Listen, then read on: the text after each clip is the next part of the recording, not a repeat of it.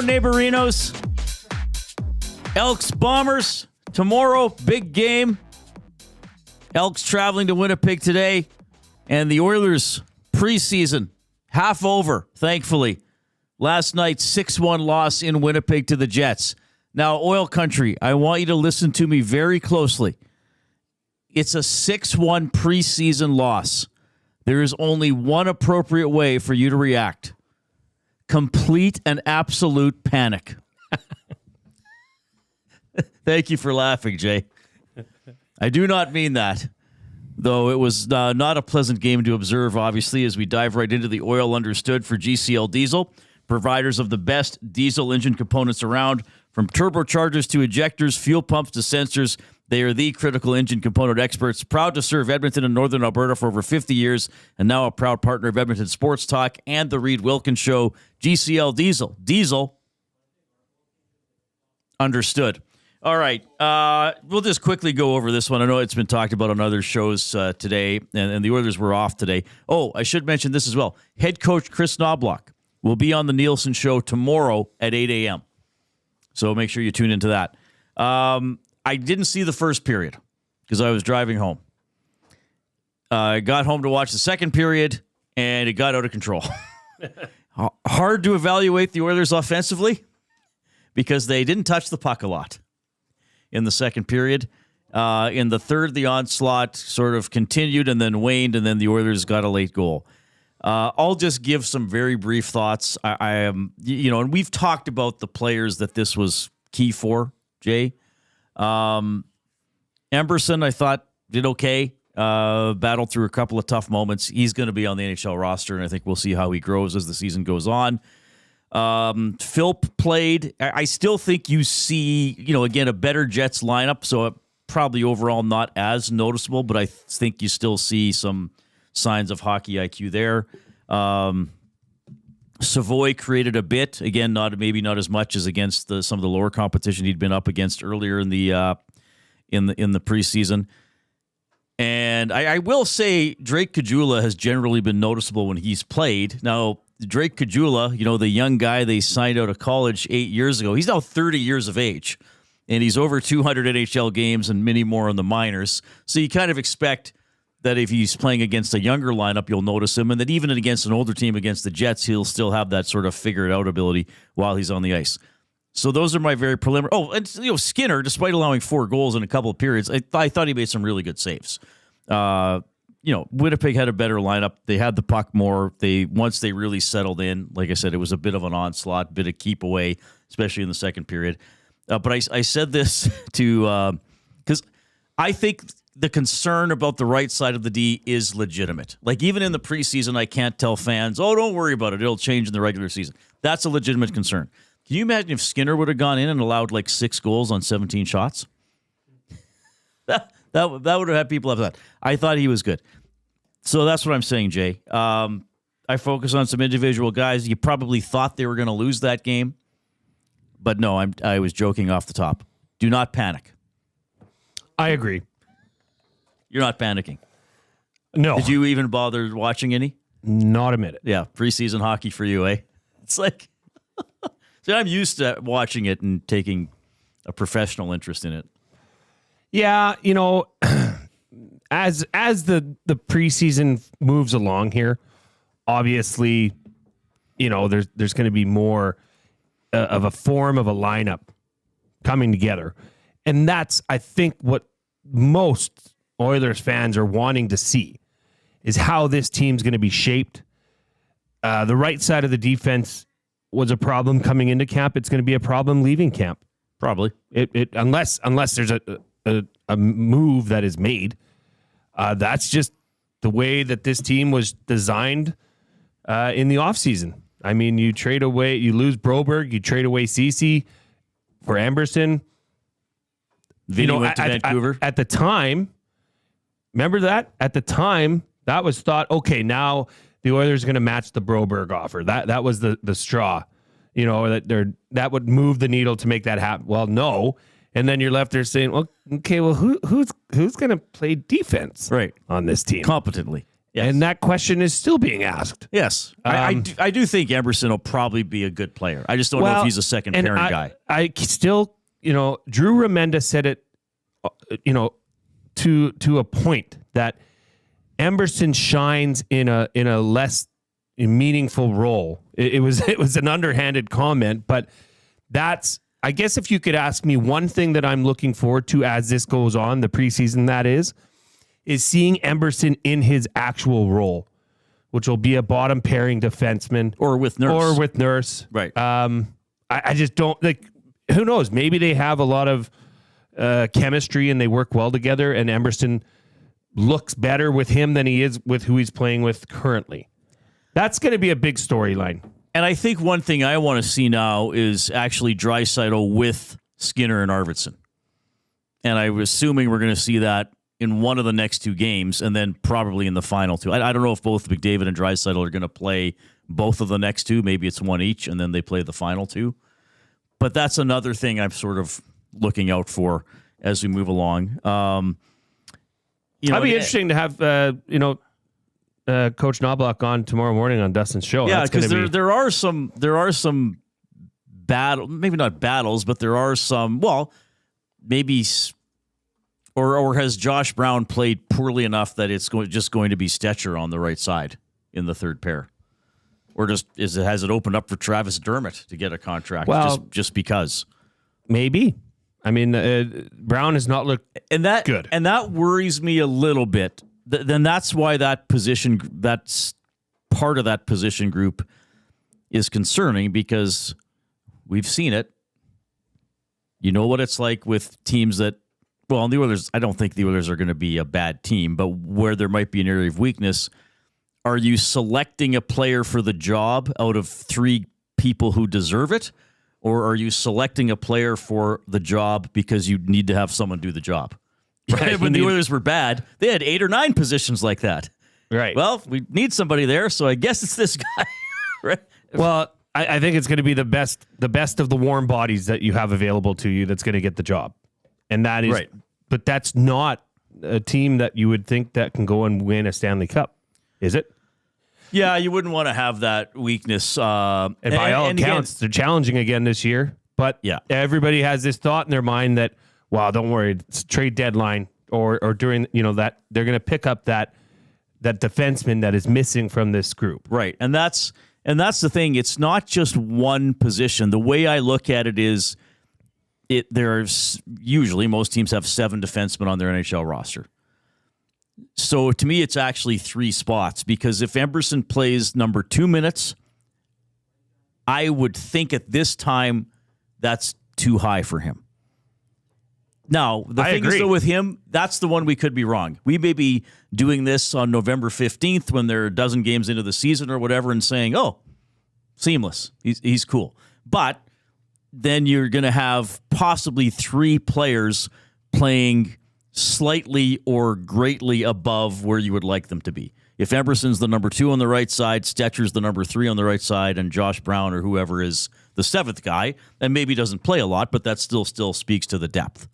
So anyway, that's what we're looking at. That's the one thing I would still identify as a storyline / concern going forward, specifically, 6-1 or who did or didn't produce offensively in the lineup last night. I'm not going to get too hung up on that. All right. You wanted to touch on the Elks depth chart. What stood out to you for tomorrow's game in Winnipeg? Well, last week we dove into the depth chart, and I quickly noticed that they had 8 defensive linemen dressed, which is a lot. That's a starter and a backup at both ends, both defensive tackles. They have now switched it up, and they are now dressing. Now, I am seeing this here. They are including Plamondon. Wasn't Plamondon their fullback? I thought at some point, yes. He's listed as a defensive lineman. God, I love the CFL. What a guy. Going from fullback to okay. But once again, they're dressing it, I guess, at least 8, if you want to look at it that way. They are dressing 8. I wonder how they're getting around that. But maybe Plamondon is like Superman or something. He can play every position. They dressed 7 last game. It still didn't do anything in effectiveness, in effectively getting to Zach Collaros. They need to bring an extra rusher. They need to blitz. Jason Shivers, at the start of their turnaround of their season, was sending blitzes,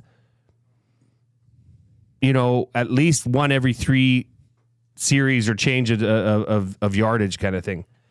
I think that is a key. This front, the defensive front, as it sits, with Curtis, Minpelli, Oakman, and Brown, are not getting enough pressure. You cannot let Zach Collaros, as poorly as he has played this year, he still can get it done. And that was clearly evident in the last game. So now they're dressing 9 defensive linemen. Right. They've still got Zott at fullback. I wonder if he's part of any special plays this week. Pass thrown to him. Yes. He's going to get a pass thrown. But you know what? We're going to get into this and a lot more. We have Doug Brown. Doug Brown is the Bombers analyst on CJOB in Winnipeg. He is very close to this team.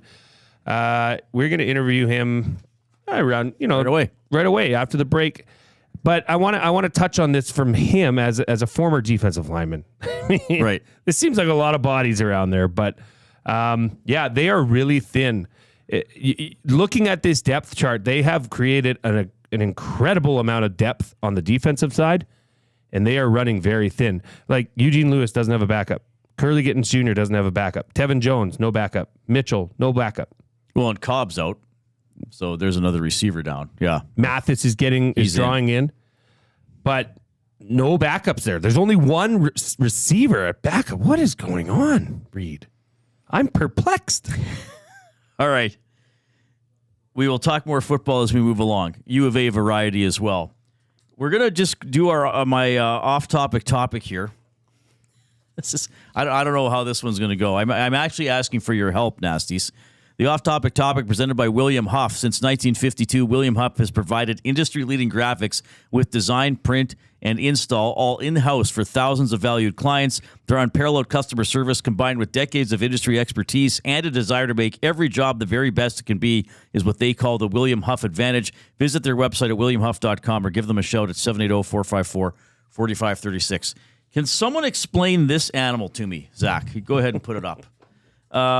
So what's happening here? I have a friend who has been a very supportive friend and very supportive of becoming to EST and all that kind of stuff. And so a couple of days ago, I said, "Hey, like if you want to check things out, she's not a big sports fan, but I said, here's the YouTube link for today if you want to watch." And she's like, "We're going to be talking about Mu Deng," and I was like, "Is that a Chinese basketball player or what's going on?" So I look it up. So Mu Deng is apparently some kind of hippo. If you have something else, Zach, you can put it. I know you arranged something. So Nasties, I could look this up myself, but I'm going to ask for your help. What is the deal with Mu Deng? Why should I care? What is it? Can someone explain it to me in 2 sentences? EST inbox 780-218-9999 or jump into the nasty chat on YouTube. Email Reid at edmontonsportstalk.com. What is this thing with McDavid and Mu Deng? I don't get any of this. What are people doing? Like somebody took it's a pygmy hippo. So it's a tiny hippo. And it lives in Thailand, apparently. I know that. So it's a baby pygmy hippo. Okay. And it has gone viral. Glossy skin, pink cheeks, and it's actually sparked a new makeup trend on TikTok, if you could believe it. It's a new makeup trend. It's from Thailand's Khao Khao Open Zoo. Has charmed the internet with her playful antics, from biting caregivers to letting out dramatic screams during bath time. Her viral moments have captured hearts globally. So this is Mu Deng. This is what my friend wanted us to talk about on Edmonton Sports Talk. Okay, so well, she got her way, I guess. What I'm going to do is I'm going to shut down this article. That's all I know about Mu Deng. I want people to help me understand this. Hey, here's something I want to make clear. Even if it's not accurate, and if you want to make up something about Mu Deng, and I'll try to guess if it's true or not, so that we can see if it's real or not, Yeah, we're gonna police this. You tell Jay whether or not it's real, and I'll try to guess or not, if it's true or not about Mood Dang. Do it on the ESTN. Do box. it so I won't look. So we can screw with Reid. I won't look, and then you say, "Here's something about Mood Dang," and I'll try to guess if it's real or not. Do you have that other little video I sent? This is the type of viral animal video that I like. Oh yeah.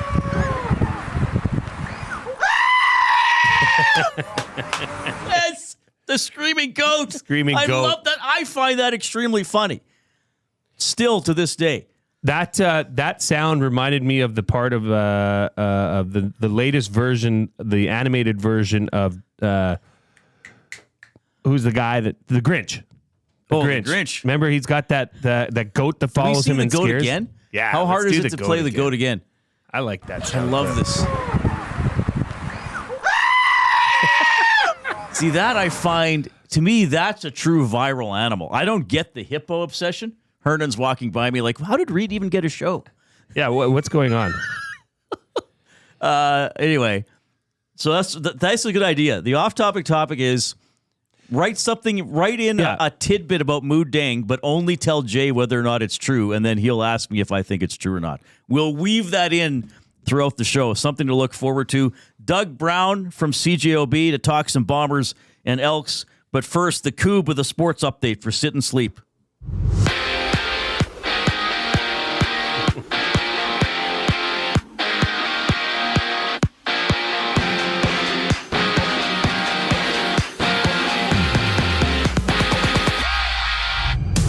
Earlier today, the Oilers sent Max Warner, Noel Hoffenmeyer, and Ethan DeJong back to the Bakersfield Condors in the AHL.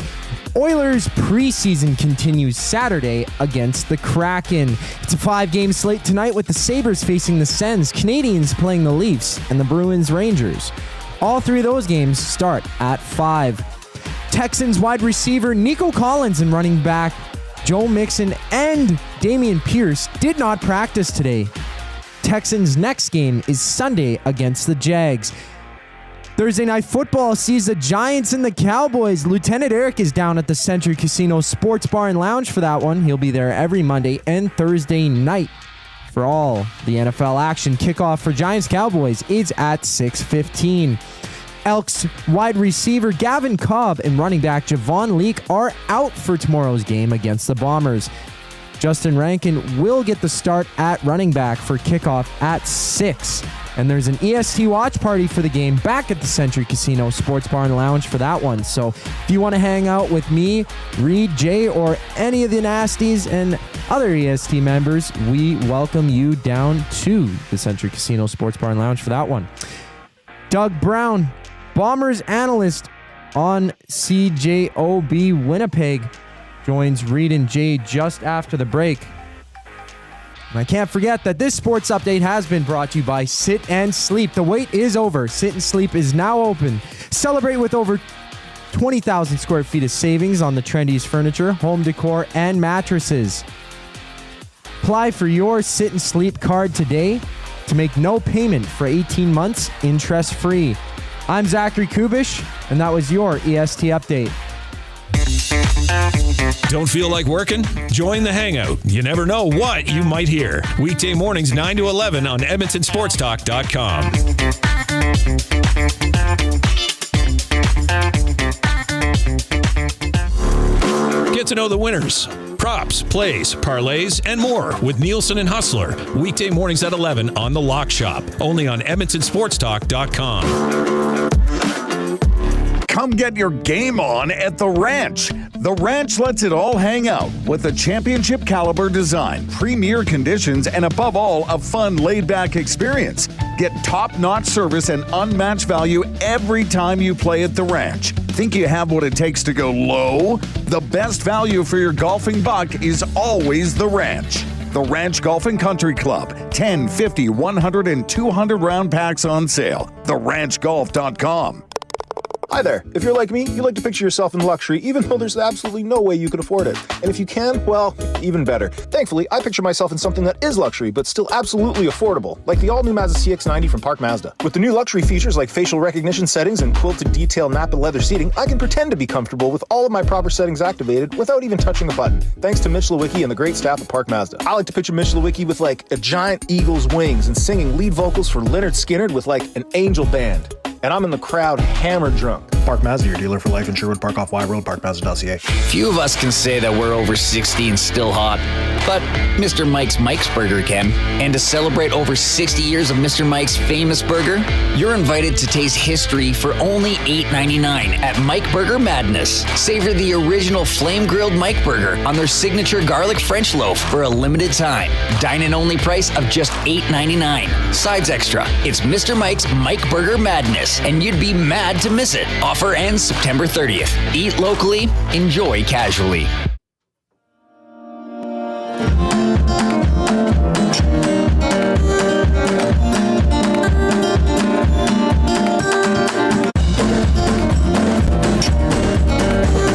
All right.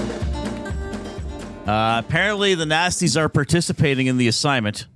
There's some good ones I've noted. Don't worry, we will get to them. Well, yeah, we're going to interview Doug, and then we'll get to some of the mood dang stuff. They might make you slip throughout up, the Reid. show. I'm not going to lie. They probably will. Reid Wilkins, Jay Milne with you on Edmonton Sports Talk, your clear choice for Edmonton sports. I am pleased to catch up with our first guest this afternoon, former CFL and NFL star, and now a broadcaster for the Winnipeg Blue Bombers. It is Doug Brown checking in. Doug, it's Reid and Jay. How are you? I'm good, guys. How are you doing? Good. It's good to see you. We were always over the phone for many years, so now we have the video element here on my new show. Do you know about this? My friend said you got to talk about Mood Dang. Have you seen this little hippo? Anybody in your life making you watch this little hippo? Do you know? And if you don't know, don't feel bad. I have zero idea what you're talking about. Okay, good. So did I at first until my friend made me look it up. So we'll just it's not a new recruit coming into the CFL. Okay. It could have been. All right. Good to see you. Let's just flash back to the first half of the home and home first. I mean, it was 3-0 at halftime. Fighting for yardage and points. Bombers figured it out. Maybe just your impressions of that game and how Winnipeg eventually pulled it out. We were quite disappointed in their performance in the first half. They're the recipients of 4 turnovers, or if you're a defensive-minded person, you can call those takeaways. But to only have a 3-point lead after being on the right end of 4 takeaways is it's quite demoralizing, I think, for a football team, at least one that I've been on in the past, to not have more points scored and not have a bigger margin and bigger lead going into halftime. I think that was a catastrophic error from Winnipeg, and a full credit to Edmonton and what they were able to do defensively. So, a big overview picture of Winnipeg Blue Bombers this year is the fact that they've given up even the fewest or second fewest points in the entire CFL, but they've also scored the fewest points. And that was kind of the microcosm for what I thought was that first half in the game against the Elks, is the fact that, they were able to blank the Elks in terms of their offensive production, but they only were able to score a field goal themselves. So quite disappointing. They made some adjustments at halftime, and obviously things got more productive from there, but, 2 more turnovers added to that. And I really think to score, I think we were talking about the Winnipeg offense from last year. I think they would have scored maybe 40 points as a recipient of 6 turnovers. And on this football team, the struggles they've had offensively consistently throughout the entire season, it's just a conundrum as to why they can't get in gear consistently. As you could probably guess, the big story here in Edmonton is who's playing quarterback week to week. It's MBT, isn't it? It is now. I mean, I want to ask you this because I love always getting stories from your playing career as well. And you would have played against a bunch of great quarterbacks, some who, like Ricky, you kind of knew where he was going to be. Others could move around a little bit more. Like, as a D lineman, would you prepare differently? Would you get more, not stressed, but a little more concerned one way or the other depending on the style of quarterback, or did you just sort of approach it week to week anyway? Oh no, it's very, very different depending on which quarterback you're playing. I think it comes down to your pass rush discipline. So if I'm an interior pass rusher, I usually have assignment. If I'm a 3 technique, I might have a 2-way go. But if I'm playing a nose, I usually have to stay in the weak side A gap. And if I'm playing against a pocket passer, though, a guy that's not really a threat to run, I can take liberties with that and with stunting with the defensive ends as well. So I'm not really worried about being disciplined in my pass rush lane against a quarterback that's not prone to scramble. So when you play a guy like Trey Ford, you almost want to be able to have a 2-way go on whoever's blocking you, regardless of whether you're going to stun or not. If it's 4-on-5 and you're one of the guys in a 1-on-1 situation, you have to be able to play off of that block 2 ways. That's the only reason, the only way you stop really a scrambling quarterback, because they're very prone to stepping up if they see you get walled or washed down a little bit. If you're not disciplined in your rush, you can really get gashed and taken advantage of. And it's the same even on rundowns and such. If you don't respect the run game, you can backdoor stuff and you can just worry about penetration, getting upfield.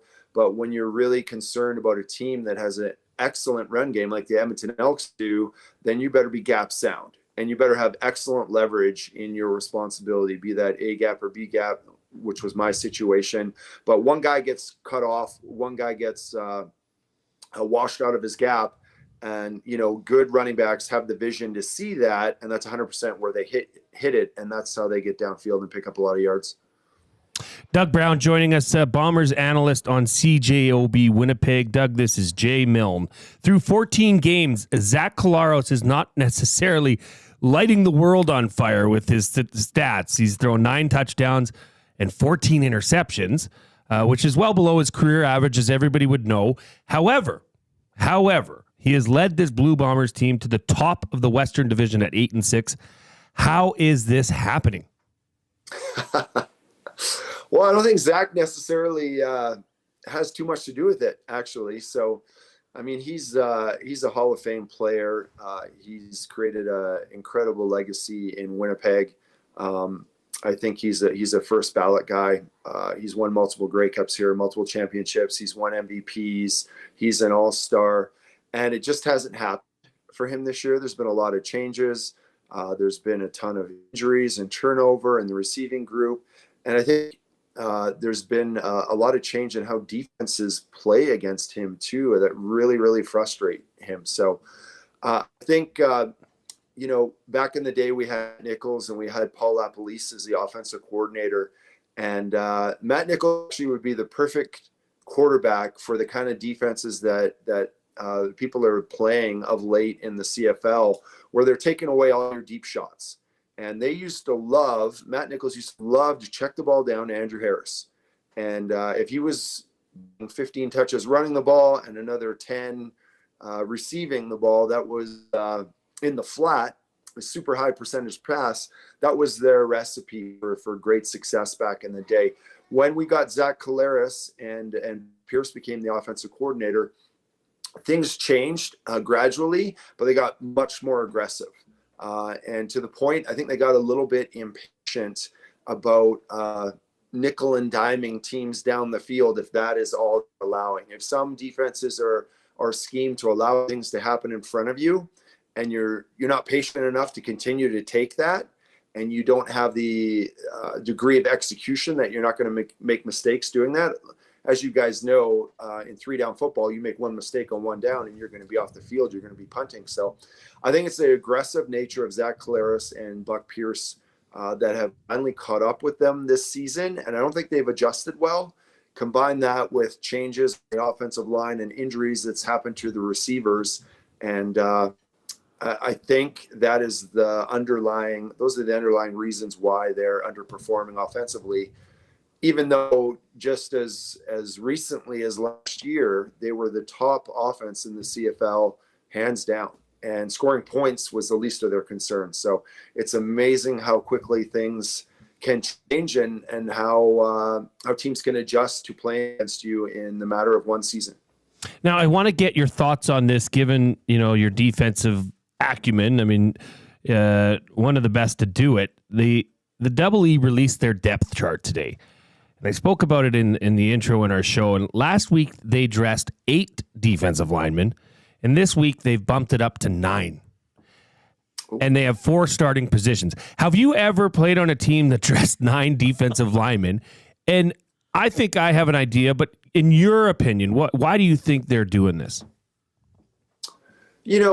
That's much more commonplace in the NFL than it is the CFL, I found, just because of more expanded rosters. But, 8 defensive linemen used to be quite commonplace when I was playing down south before I came to the CFL. So there's so many guys that are specialized, and they're always worried about you playing at 100% and not being winded and not, your snap count, so on and so forth. So they put you on special teams as well. So you'd benefit the team in those areas as well. But I think for Edmonton, that screams that they want to really focus on applying more pressure on the quarterback in this game. That rotation, when you dress that many guys, obviously I think you're going to have a good mix of run stoppers and pass rushers there.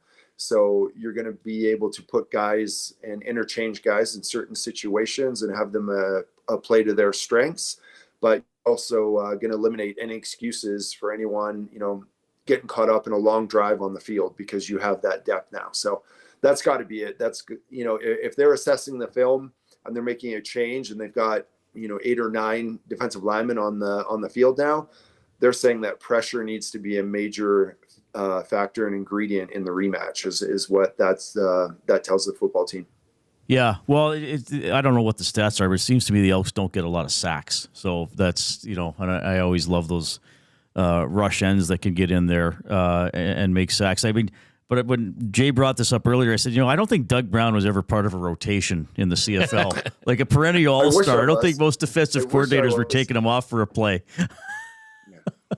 Would have been nice. But yeah, not. I pretty much would have to take myself off the field. I think I never I never got a tap on the shoulder. I don't think where it was my turn to take a break. So I had to be self-induced for sure. Just one more before I let you go. I think this has been a really entertaining year in the CFL. There's been a lot of close games. I think the scoring has. It's the scoring is up. I think it just seems like there's more good drives and touchdowns and exciting plays. And then every team, I guess, except Montreal, even though they've had a bit of a minor slump when they had a loss and a tie, I guess. Like every team's kind of had a 3 or 4 game run. And to me, Doug, that it's been a little strange, but I'm just sort of throwing this open-ended to you. But it's just, to me, it's kind of added to the entertainment and unpredictability of this season, because I do kind of feel a lot of games you might pick a favorite, but you're kind of always not sure. I mean, it's not like a lot of years where there's 1 or 2 teams where you're like, okay, we know they can't rise up and beat anybody. Yeah, I mean, in my mind, I totally agree with you. I think that's a great comment. The entertainment value has been full marks in my estimation. And it's largely, from my end, what I see up front and close with the Winnipeg Blue Bombers is because I don't know what's going to happen anymore. And in other years, it's been very easy to see the front runner teams, and there'd be a blip on the radar every now and again where they'd lose a team you didn't expect them to, but that would happen once a season, maybe twice at the most. And the exciting part about covering this football team now is I don't really know what's going to happen anytime they go on the field and they line up. I mean, they've always been pretty strong at home, but they're not a dominant football team anymore. And but they've been very resilient. They overcome most things that are thrown their way. When you bounce back from 0-4, just like the Elks have bounced back from being 0-7, you're fighting tooth and nail in the fourth quarter in games. And I think that's what's made this season fun, is the parity. It's how close, how evenly matched these football teams are. And it's cliche to say any given Sunday, but it's really what's the matchup of the day, who's executing better, who's getting a couple bounces, who's playing at home. these are the bigger factors than just overwhelming disparities in talent, I think, offensively or defensively. I think the teams are so closely matched. It's going to make playoffs so much fun because there's no, you can't make your reservation at the Grey Cup anymore. Like we saw the Bombers do the last 4 years in a row. If they have to play BC or if Edmonton gets in and if they get a home game or not, it is the level of confidence. There's going to be a lot more doubt in terms of that prediction just based on what's happened this year. It's been so even across the board. Doug, good to see you. Thanks for hopping on my new show. Really appreciate it. Always love having you, and enjoy the game tomorrow. I do think the Bombers should be favored, but you said it. You never quite know this year, so hopefully it's a good one. Yeah, it should be like I say, they're pretty good at home, but I've seen a lot of things I don't understand this year transpire. So, the Elks they were very competitive last game, and they keep around the ball like that. They get some success over the top, then anything could certainly happen in this game. So, right on. Thanks for having me on, guys. It's great to be on your new program. Yeah, thanks, Doug. Appreciate it. Doug Brown joining us. He's great. He's one of those guys. He explains a complex sport in a way that I think anybody can understand, which I love. And as we say, he was a little critical of the Bombers, but he doesn't go over the top or slam them. But he says, hey, he clearly identified 3 points in a half in which you had 4 turnovers. Like he said, that's not the Bombers of old. Now, my counter argument to that, I didn't need to say it to him, but I've been saying it on the show, is my counter argument to that is they still won. They eventually figured it out, or weren't the team that made the mistake. And as you asked, good explanation about Collaros. Yeah. And the offense and the change. He went back. Okay, they had Nichols played a certain way. They had a new offensive coordinator, and then Pierce and Collaros together changed things. But he kind of said what they've been doing hasn't worked as well as other years. But all the others. So in Winnipeg, they're saying, man, we're not the same. The rest of the league is saying, yeah, but you're still beating us. Yeah. The last month and a half. I did like the breakdown of that. I thought that was a very good answer, and obviously somebody that's close to the team and has been a part of that program and organization. I just got to ask, Zach, was the screen rotation flip on Doug, was that on purpose? Was that by mistake? No, it wasn't on purpose, nor, I guess it would have been a mistake, but I don't count that as a goof up. It's getting rave reviews. Yeah, I don't know. I think I enjoyed it. I thought it was a little fun. People on YouTube, Doug was in a box. Jay and I were on one side of the screen, and Doug was in the other, and Doug all of a sudden did a 360 right at the beginning of the interview. But you have to have been watching on YouTube to get that. Could have been a kickflip. Now, we got to get back to Moodang here, Reid. Before we hit the break, I got to ask you a couple. Sure. I got to ask you a couple, okay? And keep them coming. So these are the little hippo Moodang, who I know nothing about. We don't know anything about it.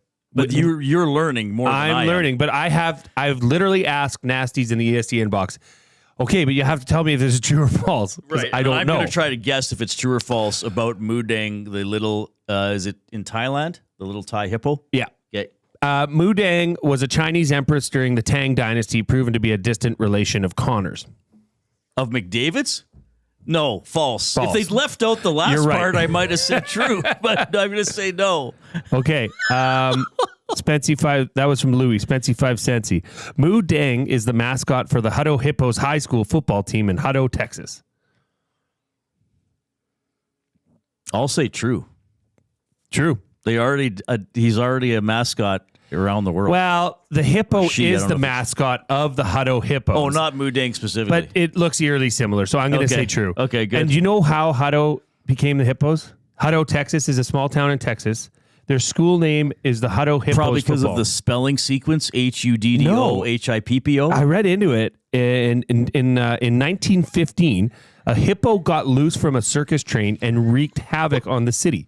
So they've been remembered ever since as the Hutto Hippos. That's incredible. Isn't that amazing? That's a comic book story right there. Okay. Keep them coming. I'll get to one more here. The price of Moodang today is 0.1336 cents with a 24-hour trading volume of $65,062,210. Is Moodang, are Stocks and Moodang being traded?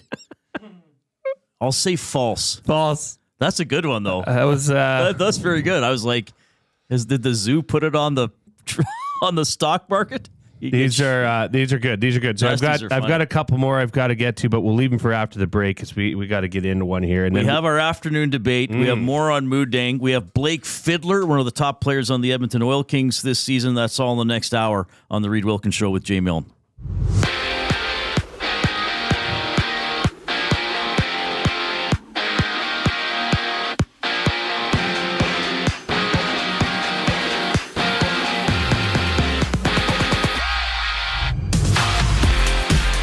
The Oilers send Max Warner, Noel Hoffenmeyer, and Ethan De Jong to the Bakersfield Condors. Oilers preseason continues Saturday against the Kraken. It's a 5-game slate tonight with the Sabres facing the Sens, Canadians playing the Leafs, and the Bruins Rangers. All of these games start at 5 o'clock. Texans wide receiver Nico Collins and running backs Joe Mixon and Damian Pierce did not practice today. The Texans' next game is Sunday against the Jaguars. Thursday night football sees the Giants against the Cowboys, and Lieutenant Eric will be down there for the game at the Century Casino Sports Bar and Lounge, where you can find them there every Monday and Thursday night. Kickoff for that one is at 6:15, and it was Elks wide receiver Gavin Cobb and running back Javon Leake out for tomorrow's game against the Bombers. Justin Rankin gets a start at running back for kickoff at 6 p.m. Just after the break, it's the afternoon debate here on the Reid Wilkins Show. You're listening to Edmonton Sports Talk. I'm Zachary Kubish, and that was your EST update.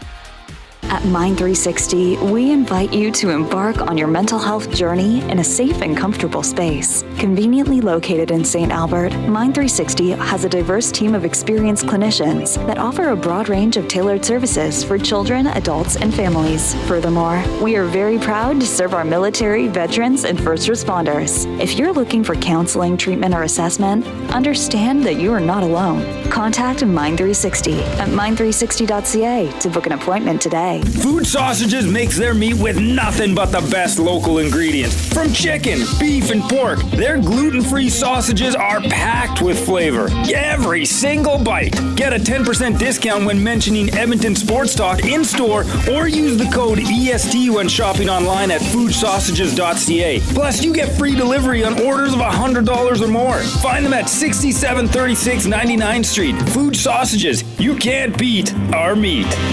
Hey Edmonton, ready to take advantage of lower rates and better pricing? South Fort Chevrolet in Fort Saskatchewan has you covered. From rugged trucks to sleek SUVs. And with over 40 years in business, you can trust that you're getting the best deal on your new ride. As the proud title sponsor of The Nielsen Show, EST listeners can drive a little to save a lot with South Fort Chevrolet's transparent pricing and down-to-earth sales team.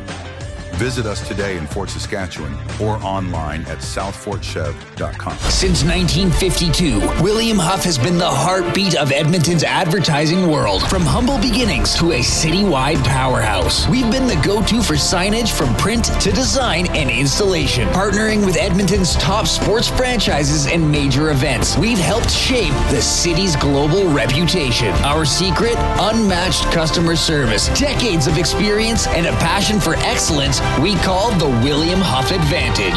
Visit us online at williamhuff.com. Thinking of you's working up my appetite. Looking forward to a little afternoon. Rubbing sticks and stones together make the sparks ignite. And the thought of loving you is getting so exciting. Sky rockets in flight. Afternoon debate.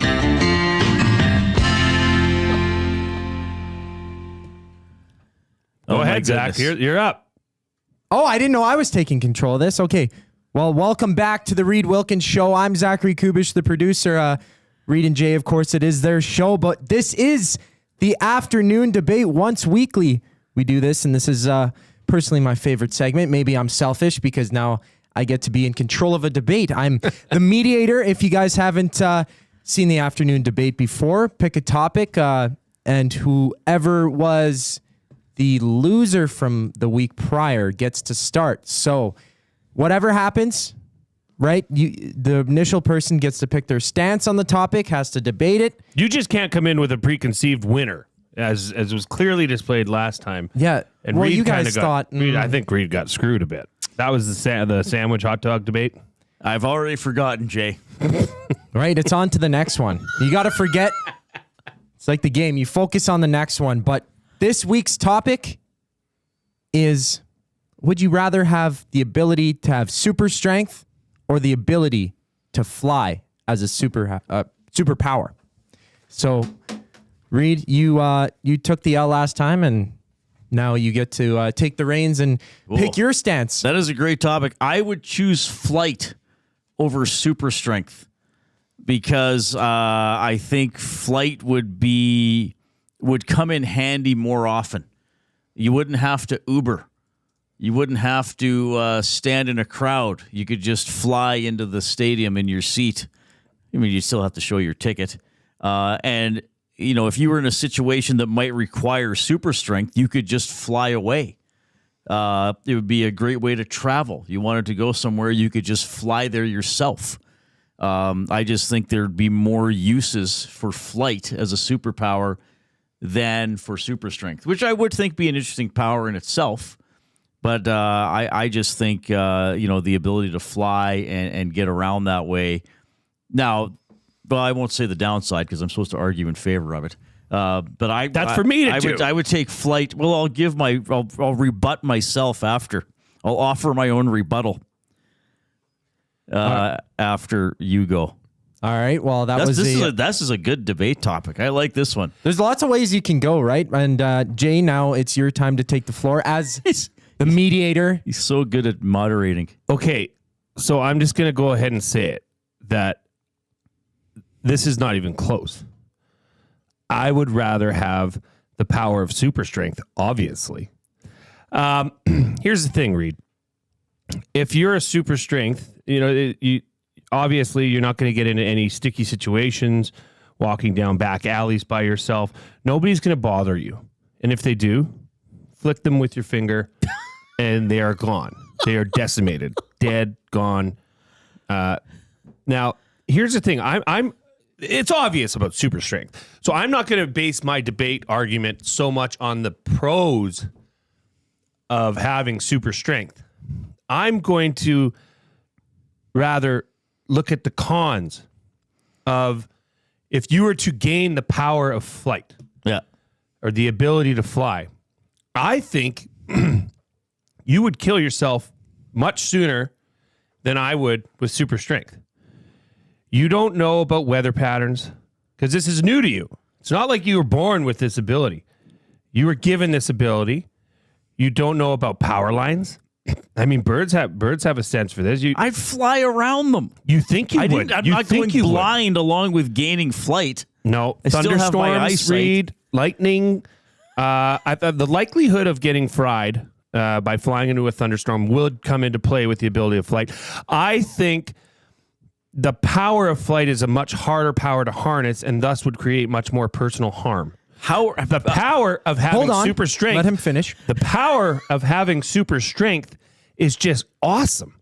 I mean, I can, like in the cartoons when the piano falls on the person from the 5th floor, you just come over and pick it up and you're the hero.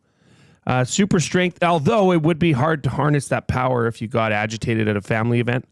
You wouldn't want to hurt anybody. Okay, in your family. I think you've proven your point. I need to start bringing a timer up. So you're talking about harm.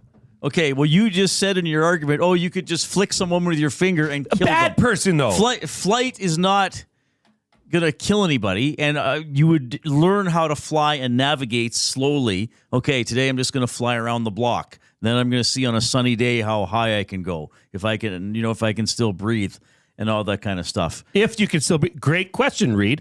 That is a great question. How would you know the first time you went? You would try going up a little bit further. Or would you get greedy and fly until you go and you pass out? Well, maybe. From a loss of oxygen and fall to your death. But I think if you had the power of flight, there'd be other changes to your body that would accommodate you having the power of flight, right? So I think that you would be fine. I just think it'd be way more practical to have the power of flight in terms of being able to get around and, if you want to show off, Like, okay, super strength. Oh, look, I can pick up something pretty heavy. Oh, a piano's falling. I can fly over and intercept it and nudge it out of the way.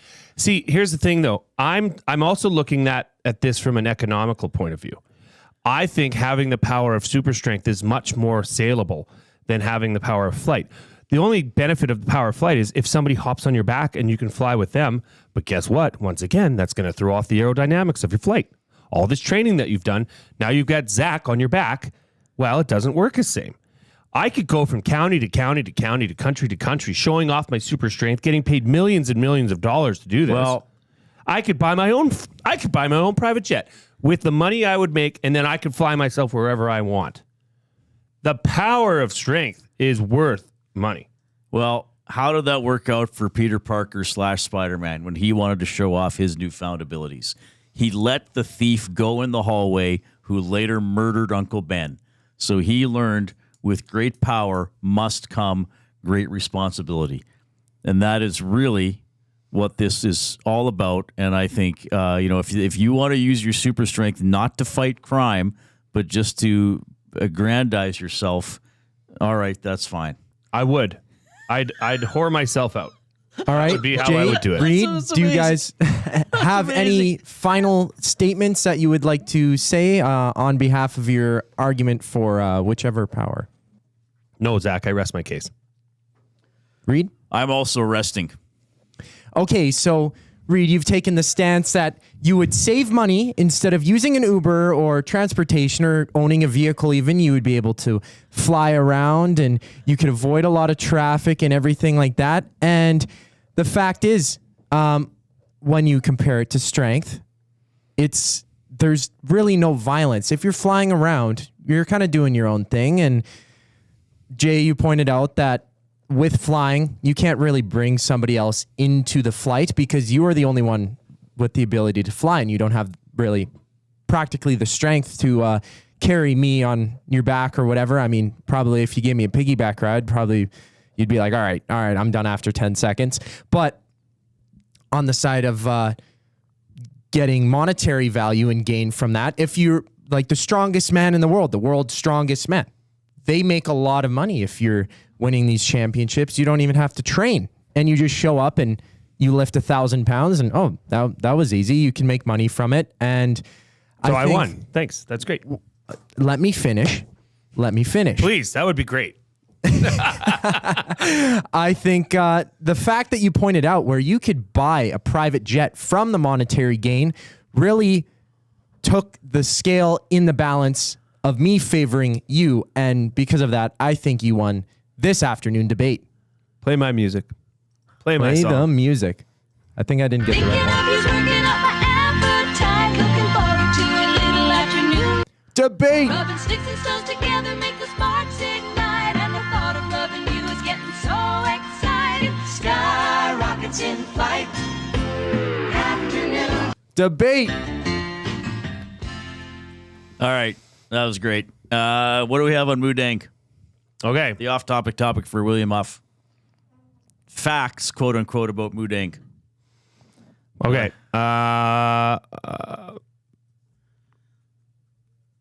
Good one. True or false? Moodang can eat her weight in watermelon. False. False. You know why it's false, though? Because I think the pygmy is smaller. The pygmy hippo is smaller than a watermelon. She will drink milk for 8 months. Oh, No watermelons yet. It was a trick question. That's a good one. That was a good question. These people are good. It's been very good. If you want to chime in on trying to trick Reid on Moodang, what Moodang? The pygmy hippo. The pygmy hippo. Are you sending in a fact or a non-truth?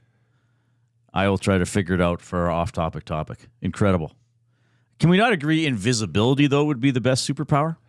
Well, okay. If we're going to get into that, then yeah, there's a lot of commentary here in the ESC inbox. A lot on whether the ability to fly or super strength. Jason Linda-Duke, I can train strength, can't train flight. Yeah, good.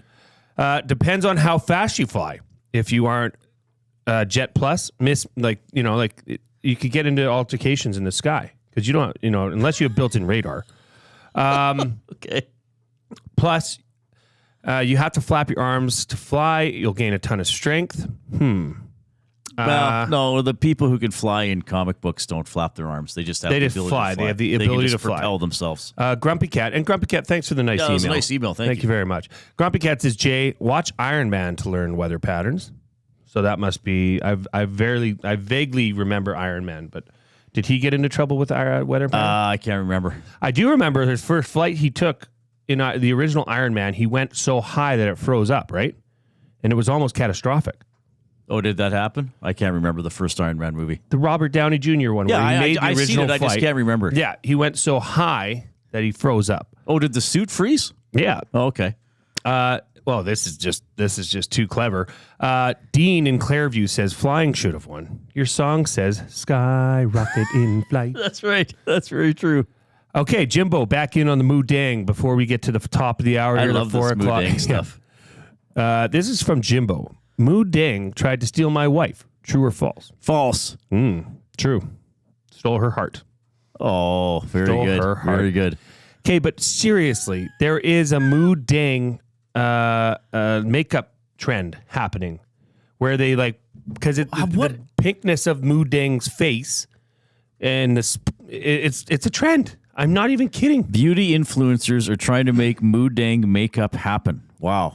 Zach, what we should do is get Jasmine in here maybe tomorrow at the listener party. Jasmine can bring her makeup supplies and she could make you Moo Dang lookalike.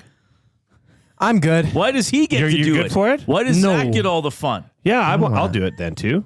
No. All right. Makeup for me. Here's what's going on. We're gonna break. Gosh. Reid. What? Jason LeDuc was not false.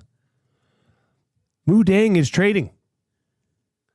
Moo Dang's stock it's up 59.2%. There is stock in Moo Dang. That's incredible. It's at 17 cents today, and it's up 59.2%. I can only imagine what this show is doing to the stock price. Yeah, Moo Dang is skyrocketing. Thanks to the Reid Wilkins Jason show with LeDuc. Jay Milne. All right, we got a break. Zach will give you a sports update, and then Blake Fiddler from your Edmonton Oil Kings, who have their home opener on Saturday. All coming up. Edmonton Sports Talk, your clear choice for Edmonton sports. Get all the latest news and takes on everything Oilers with Dustin Nielsen and Tom Gazzola on the Oil Stream. Live at noon, Monday, Wednesday, and Fridays. Only on EdmontonSportsTalk.com. Conveniently located 10 minutes west of St. Albert, Wheeler's RV Storage will provide you with safe, secure storage for your RV, boat, or whatever you need to store. Open 7 days a week with gated keypad access and extra large stalls. Now is the time to take advantage of their limited time offer. Buy 6 months and get 1 month free. Now's the time to go to WheelersRVStorage.com. That's Wheeler's RV Storage. Safe, secure storage. Visit them today at WheelersRVStorage.com. If you've been injured in a car collision, let James H. Brown and Associates, Alberta Injury Lawyers, protect your interests. They'll be there every step of the way to help answer your questions and help you get your life back on track. Trust Alberta's precedent-setting injury lawyers with their unrivaled experience, unrivaled results, and unrivaled commitment. When accidents happen, call James H. Brown and Associates, Alberta Injury Lawyers, 780-428-0088, or go to JamesHBrown.com. Gallo LLP is an Alberta-based accounting firm with expert chartered professional accountants in both our Edmonton and Sherwood Park accounting firms. Our experienced and innovative accountants provide financial advice that saves our clients money. Simply put, we help our clients protect their assets and grow their businesses. At Gallo LLP, they go beyond the numbers to ensure the continued success of your business. Reach out to Preet or John to discuss how they can help your business grow. Visit GalloLLP.ca today and see how they can help you take your business to the next level.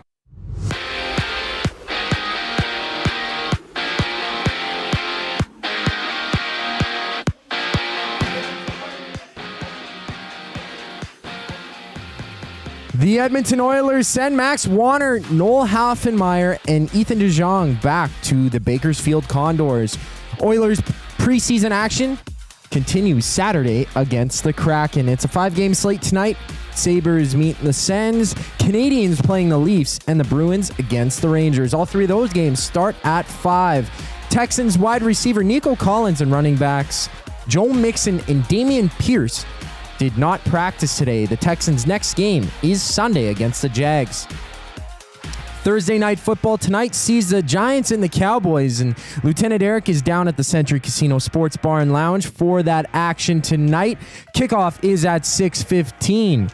Over in the CFL, Elks wide receiver Gavin Cobb and running back Javon Leake are out for tomorrow's game against the Winnipeg Blue Bombers. Justin Rankin gets a start at running back, and make sure to come down to the Century Casino Sports Bar and Lounge for an EST watch party. Hang out with a bunch of the EST crew members and a bunch of the Nasties. Kickoff for that game is at 6 tomorrow. Right now, you're tuned into the Reid Wilkins Show with Jay Milne, and coming up shortly, Blake Fiddler, Oil Kings defenseman, joins the fellas right here on Edmonton Sports Talk. I'm Zachary Kubish, and that was your EST update.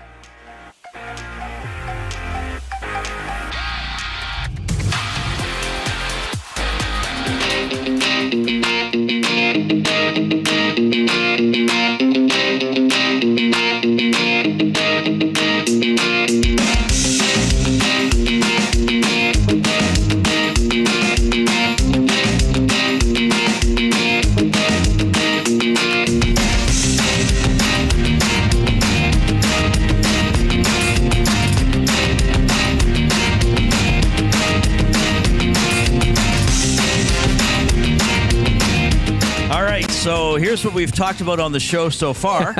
Some thoughts on the Oilers' preseason loss to Winnipeg. We set up the Elks and the Bombers. We discussed a baby hippo and true or untrue remarks about the hippo.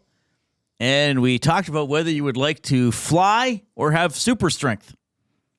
And the show's only an hour old. We have 2 hours left. And we will talk more about the Elks and the Bombers, of course. We will set up a big game for the Golden Bears. I'm going to have my top 3 for food sausage. And we also have an Oil Kings game coming up on Saturday, as they're going to have their home opener at 2 o'clock against the Calgary Hitmen. And one of the top players from the Edmonton Oil Kings joining us now, defenseman Blake Fiddler checking in. Blake, you're on with Reid and Jay. How are you doing? Good. How are you guys? Good. Nice to see you.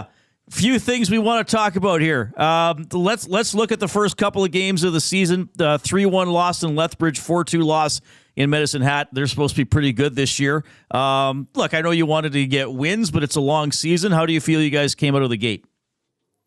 Yeah, I think there's definitely some positives, but it wasn't the start we wanted. But we're getting some guys back from NHL camps that I think are really going to help us here, and we're looking forward to the home opener.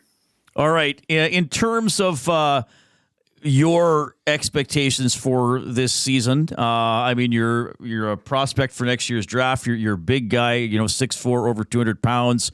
You had a pretty solid season last year. What was sort of your approach to coming into year 2 with the Oil Kings?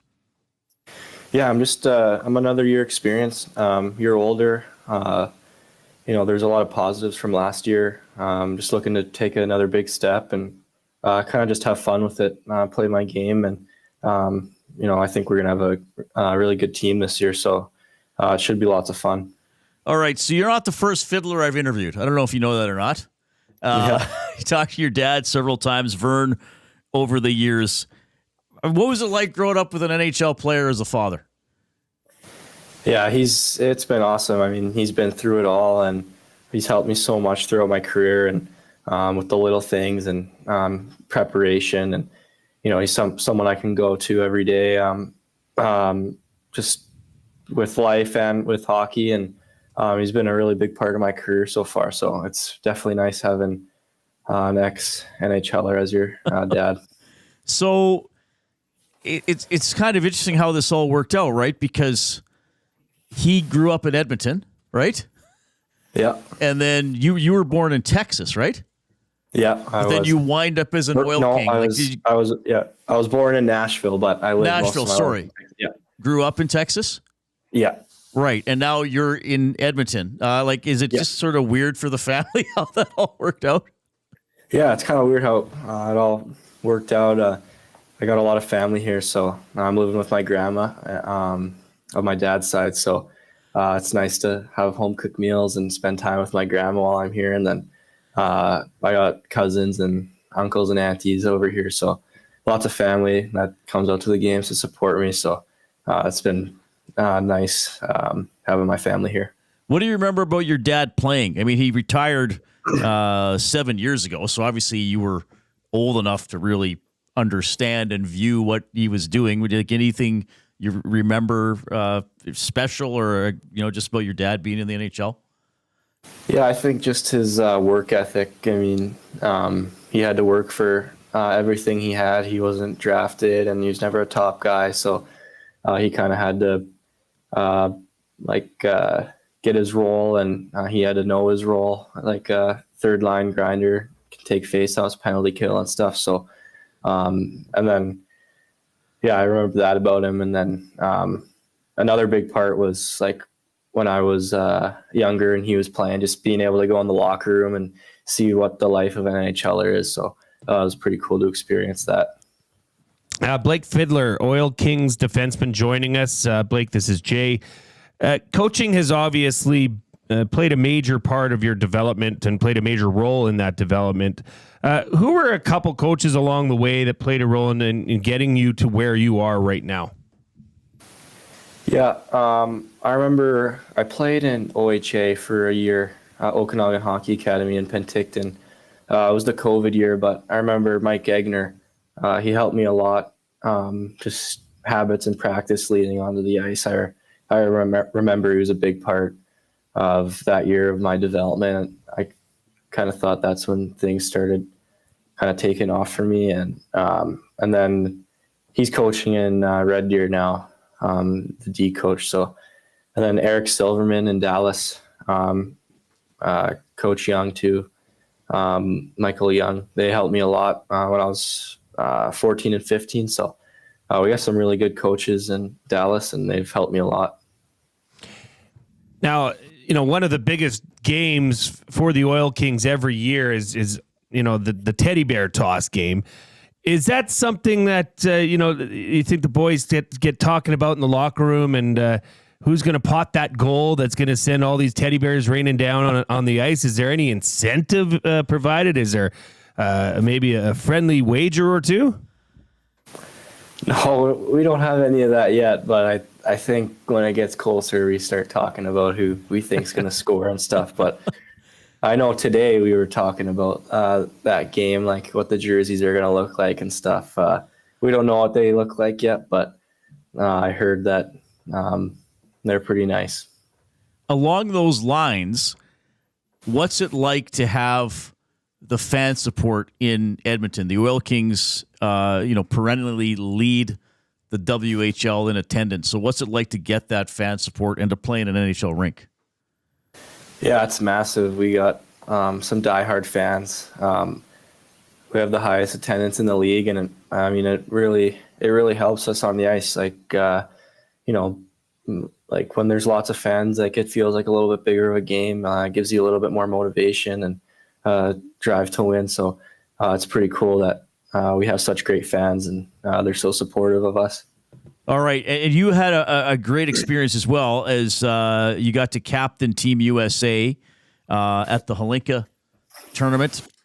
What an honor, man. Can you just tell me about that experience in that tournament? Yeah, it's always an honor to be able to represent your country. And, it was a long process to make that team. And, it was cool, the process getting there. There's a bunch of camps and stuff. So, yeah, the friendships you make out of all those camps. And then ultimately, once you make the team, it's pretty cool to build those friendships and battle with your buddies on an international stage. Now, I not to put you on the spot, but I will a little bit. You also represented Canada at a U17 tournament. Are you still eligible to play for either country, or now is it you have to be U.S. because you were then with the Halinka? How does that work? I'm not eligible anymore. I picked U.S. Okay, yeah, I wasn't sure. That's all I meant. Yeah. Yeah, Okay. just I grew up in the U.S. and like that's the route I wanted to take, and I just thought that was the best for me. I wanted to represent the U.S. So Yeah. Okay. How do you? And maybe you don't think about it, Blake. If that's your answer, that's fine. But people think you're going to get drafted, maybe in the first round. You're a pretty good prospect. Do you think of all that? You sort of process that, and does it make you feel pressure or excited? Or I'm just wondering how you deal with those expectations and some of the hype around your career. yeah, it's I don't really feel the pressure right now. I don't know if I will. Like you want to be drafted high and you want to be high in these rankings, but at the end of the day, you just got to play hockey. I mean, I've played in a lot of big games, so pressure starts to, not feel as much anymore, but you kind of just got to focus on the game ahead of you and just having fun with it too. Like hockey, you're playing hockey because you love it. And I think that's important to not try to overthink things, and everything will work itself out if I'm competing and trying my hardest. So. All right. And Oil Kings home opener coming up Saturday at 2 against the Calgary Hitmen. OilKings.ca to get tickets. Just to circle back sort of where we started a little bit, but, it feels like, they had Gunther and Neighbors and Kosa and all those guys, and then a couple of years to rebuild. Does it feel like this is going to be a real uptick year for this team? Yeah, I think at the end of last season, people could kind of start to see we were ramping things up second half of the year. And if we had that start to the second half, I think we would have a chance at playoffs. But, we brought in some really good players, and we got a lot of NHL prospects and some new players this year, and some returning guys. So I think we're going to really take a big step this year. Well, Blake, we look forward to watching you. Thanks for hopping on here in the middle of the afternoon. I know you're probably trying to recover from. Are you still going to school, or did you finish? I'm a senior, so 12th grade. Yeah. So it's okay. You probably got homework to do, so we're taking you away from that or something too. Hey, thanks for doing this. It's great to talk. I always love talking to your dad. We'll have to get him on the show again, but I'm glad there's another Fiddler here to follow. All the best this weekend, and of course throughout the season. Awesome. Thank you, guys. All right, that is Blake Fiddler from your Edmonton Oil Kings checking in this afternoon. They got Joe Aginla on the team. Gavin Hodnett burst out of the gates with 3 assists. They got Lucas Sachin on the team. He's going to be exciting to watch. So should be a good year for the Oil Kings. I know they started off with a couple of losses, but on the road, and I think Medicine Hat's going to beat a lot of teams this year. But Blake's going to be fun to watch. Like we were saying, big guy and a good prospect for the upcoming season. So 2 o'clock, well, not for the upcoming season, for his career. 2 o'clock Saturday, Rogers Place against the Calgary Hitmen. That was Blake. That was a great interview. It's I always forgot nice. to ask a question. I blew it. I got a major goof up. Let's show it anyway, Zach. Because he was trained by former Elk and great CFL receiver Manny Arsenault in Texas over the summer. So Manny sent us some video. This was like I get tired just watching this. Ugh. Jump uphill. How hard is that? Did you ever do that? Oh yeah. Jay's having trauma. Well, that'll help you skate. That'll make skating. See, so he's kind of doing the skating track going up the hill. So Blake got trained by Manny. I blew it. There's my big goof up. I missed a perfectly good angle, but we'll talk to him next time and find out. When I was at U of A, we practiced at Foot Field, and right across Foot Field you go down to Fox Run, right? And then you go down to the White Mud Horse. The equine center there. But there's massive hills all around that area, and we used to run them all the time. Okay, boys, we're going to the hill. You're like, can't we just run plays and hit each other? Yeah, sounds more fun. We just hang out here. How about that? There's been the conversation has continued. On what? Well, not so much about the pygmy hippo. Okay, but this debate is really spurred some discussion about what powers people would like to have. Rip City Step. Invisibility is the creepiest superpower. by far. It's creepy in nature. I didn't say you would use it to be creepy, to clarify. Right. Duck Dad says, my favorite superpower, and this would be amazing, being able to reach into my pocket and have the exact change of whatever I'm buying at the moment. Wow. That would be quite a comic book character. And then he also chimed in and said, the socio-economical impacts of super strength, a lecture by Professor Glue Guy. Nice. Justin of Balgoni, super strength and being able to fly is cool, but give me that teleportation. Oh, teleportation would be great. Right? I knew you'd like teleportation would be really good. And then Jumbo had a good point. If I had the choice, it would be strength. Remember, Superman originally couldn't fly and could only leap tall buildings. Who says you can't jump to Africa? Oh, yeah, I didn't realize that. Great point. I wish he I actually had didn't that. have the power of flight. He could just jump really high. I didn't know this. I don't know the Superman lore as well. By the way, we're in the James H. Brown studio. James H. Brown Personal Injury Law Firm, the heavy hitters of injury law. With over 200 years of experience, James H. Brown will get you the settlement you deserve. JamesHBrown.com. Book your private consultation today. I like that topic. It was good. It was really good. Would you sooner be able to fly or have super strength? And now the exact change man, that's a good one. Coin man, what would we call him? Well, maybe that could be like another off-topic topic down the road, because I know you like superheroes as well. So I do. You could have, what is a superhero or a superpower that's not currently a superpower that you think would be a great superpower? Small-scale superpower. Yeah. A helpful superpower. A helpful superpower. We'll do that some other day. Like the ability to produce disposable bags every time you go to the grocery store. Yeah, they just produce. I mean, it would be totally contradictory to what is happening with trying to limit the use of bags, I guess. But it happens to everybody. You forget the dang bag. Yeah, you forget the bag. And then you either got to go back to your car or buy the paper one, and then, I just buy the paper one. Do you know the name of the X-Men character who can teleport? No. That would be Nightcrawler, everybody. I was right on the tip of my tongue. Somebody was already texting that in. All right. Good interview with Blake Fiddler. Appreciate everybody's contributions, whether it's about the Oilers, Elks, Hippos, or superpowers. Yes, that's what this show is like. We will get to my top 3 for Fuge sausage. I got some solutions for the Canadian Football League. But first, here is a sports update presented by Wheeler RV.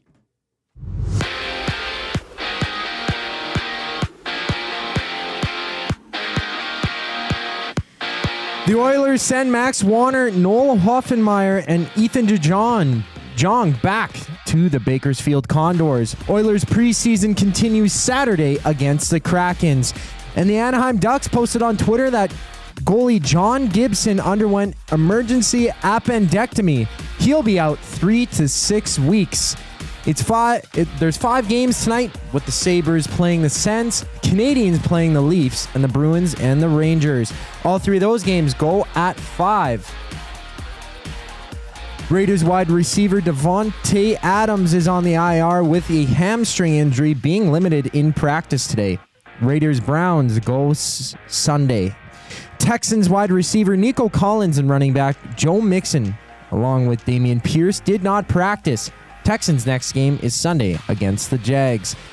Tonight it's Thursday Night Football, seeing the Giants and the Cowboys going at it at 6:15. Come watch the game at the Century Casino Sports Bar and Lounge with Lieutenant Eric, where he'll be there every Monday and Thursday night. This sports update has been brought to you by Wheeler's RV and Boat Storage. Conveniently located 5 minutes east of St. Albert, Wheeler's RV is your safe and secure place to store your RV, boat, or whatever it is you want to store. Visit them at WheelersRVStorage.com to take advantage of their limited time offer. Buy 6 months and get 1 free. Go to WheelersRVStorage.com today to get your storage needs taken care of. Right after the break, the Reid Wilkins Show with Jay Milne continues right here on Edmonton Sports Talk. I'm Zachary Kubish, and now you're up to date. Get to know the winners, props, plays, parlays, and more with Nielsen and Hustler. Weekday mornings at 11 on The Lock Shop. Only on EdmontonSportsTalk.com. You want the heavy hitters on your team, both on and off the ice. If you've been injured in a car accident, call the heavy hitters of injury law. James H. Brown and Associates, Alberta Injury Lawyers. With over 200 years of combined injury law experience, their precedent-setting lawyers are ready to help. Locally owned and proud Edmonton Oiler fans, James H. Brown and Associates wants to support you with their unrivaled experience, unrivaled results, and unrivaled commitment. When accidents happen, head to jameshbrown.com. Few of us can say that we're over 60 and still hot, but Mr. Mike's Burger can. And to celebrate over 60 years of Mr. Mike's famous burger, you're invited to taste history for only $8.99 at Mike Burger Madness. Savor the original flame-grilled Mike Burger on their signature garlic French loaf for a limited time. Dine-in only price of just $8.99. Sides extra. It's Mr. Mike's Mike Burger Madness, and you'd be mad to miss it. Offer ends September 30th. Eat locally, enjoy casually. GCL Diesel has been serving oil country since 1972. From diesel cars to SUVs to pickups. From farm tractors to school buses to a big rig. From diesel generators to forklifts, GCL can test, troubleshoot, and repair all diesel fuel system components. Whether it's injectors, pumps, turbos, filters, or additive, GCL has the parts you need to keep your diesel running the way it should. For genuine diesel parts at wholesale prices, visit GCL Diesel in the West End or online at GCLDiesel.com. GCL Diesel. Diesel understood.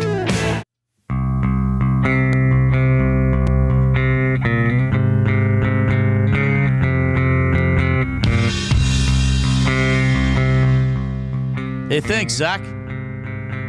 Appreciate it, buddy. All right. Along with Jay Milne, I'm Reid Wilkins. We're with you until 6 o'clock on Edmonton Sports Talk, your clear choice for Edmonton sports. Just a reminder, Chris Knobloch, he's the coach of the Oilers, you know. He's going to be on the Dustin Nielsen show. What do they call it? The Nielsen show.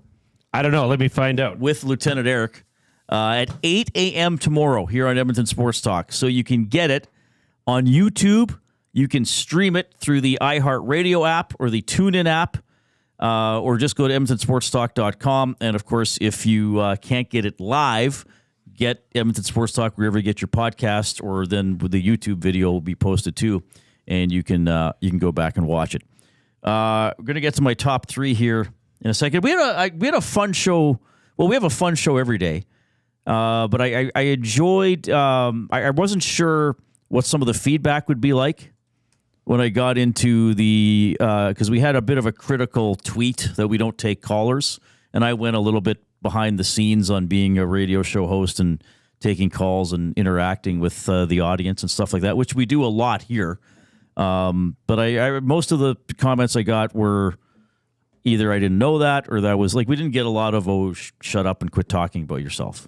No, it was a lot of engagement, and it actually, for the record, became much closer in the poll than we would have thought. Oh yeah, somebody about, did you, just some nasty, yeah, in the nasty poll, it was about 60-40. 60 in favor of no phones, 40 in favor of bringing it back. But the setup here, yes, it almost makes it obsolete for us to even need it. Yeah, I mean, it's there might be times when you said to somebody, give us a call, and somebody would say, well, I need to say this. It's too much to write, or I need to present something audibly. But like we kind of touched on yesterday, I don't think not having open line hurts the listener interaction at all, quite frankly. And let's face it, Jay, most audience members don't participate in the show. Right? Majority. That's the thing. By far, yeah. Yeah, I mean, again, to reference overtime open line, like the Oilers are a hot topic. I don't know if you knew this. They went deep in the playoffs last year. So people were listening after game. I mean, so you might go, well, if we got 15 calls, that's a lot. But of the percentage of the audience, that's like nothing. Yeah. Right? So, and the Nasty Chat is so great because, I mean, if we had a day where we couldn't access the website, we couldn't look at YouTube and look at the Nasty Chat, it would go. Because people go, that's the fun thing. The audience goes in there not just to interact with us, just with each other. Yeah, that's the beauty of it. There's been It really topics is. I've seen in there. It's like, wow, that was not something that was talked about on this show or any other show. But they just started talking about it like a group of people while they're still listening to or watching the show. So that's pretty cool. It's like its own world, Reid. Its own super world. It's its own world within a world. This summer, at a theater near you, The Nasty Chat, starring Ben Affleck as Rip City Step. Mm-hmm.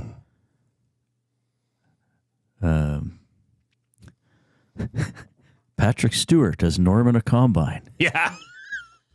Keep going. You're on a roll. So, I can't remember everybody I've met.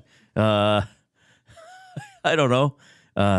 Zach Galifianakis as Big Uke. Yes. Needed that one. And on we go. I'll try to think of more as we move along. All right. So, Chris Knobloch on Edmonton Sports Talk tomorrow, 8 a.m. with Dustin Nielsen and Lieutenant Herrick. Oilers off today. I doubt the coaches are off. I'm sure they're still working most of the day. I don't even know if that's a thing. Practice day tomorrow. Game Saturday night against, who is it, Seattle? Yeah. Saturday at Rogers Place. So we'll go to that one. And then Vancouver on Monday night. Final 2 home games of the preseason. So, of course, we will keep an eye on those for you. Elks game tomorrow at the Bombers. We already had a preview with Doug Brown, and we'll touch on that as we move along today. As in, my worry pants are quite highly hiked up for that game. You got your suspenders cinched up on the worry You know, pants? I was not as confident as you were last week going into the game. Mm-hmm. So you felt pretty good about the Elks winning? I thought I thought they would have won. Yeah. I didn't think they'd lay an egg could like do that. it. I thought they could do it, but Winnipeg always concerns me. And now, I know Gino made a good point. We had Eugene Lewis on the show yesterday. He said the team that loses the first half of the back a little hungrier. Having said that didn't help the Stampeders in that back-to-back. And I just really worry now that the Bombers really smell blood in the division and with the Elks. I mean, it's a chance to almost eliminate the Elks with a win. Yes. One fewer team Winnipeg has to worry about. That is the truth.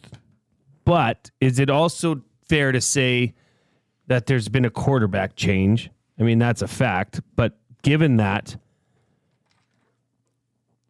do you think this is a different Edmonton Elks team that's going to come out there? I don't know. Okay, let's put it this way, okay? If the game went the same way, I mean, Edmonton was in that game. It was 10-10 going into the fourth quarter. Yes. Right? If they had capitalized earlier in the game and not turned the ball over as much, that game could have been out of hand in favor of the green and gold by then. Easily. It wasn't. Right? But they did mess it up, though. And like I always say, mistakes are make plays. I mean, so it's don't like make beating a mistakes. dead horse now. We got to move. I mean, because Castillo could sit there and say, well, if my kicks are 6 inches to the left, I've scored 6 more points for us, and then maybe we're more in control of it because he hit the upright twice on long field goals. Here's the thing, though. I don't know what kind of quarterback play we're going to get from the Elks.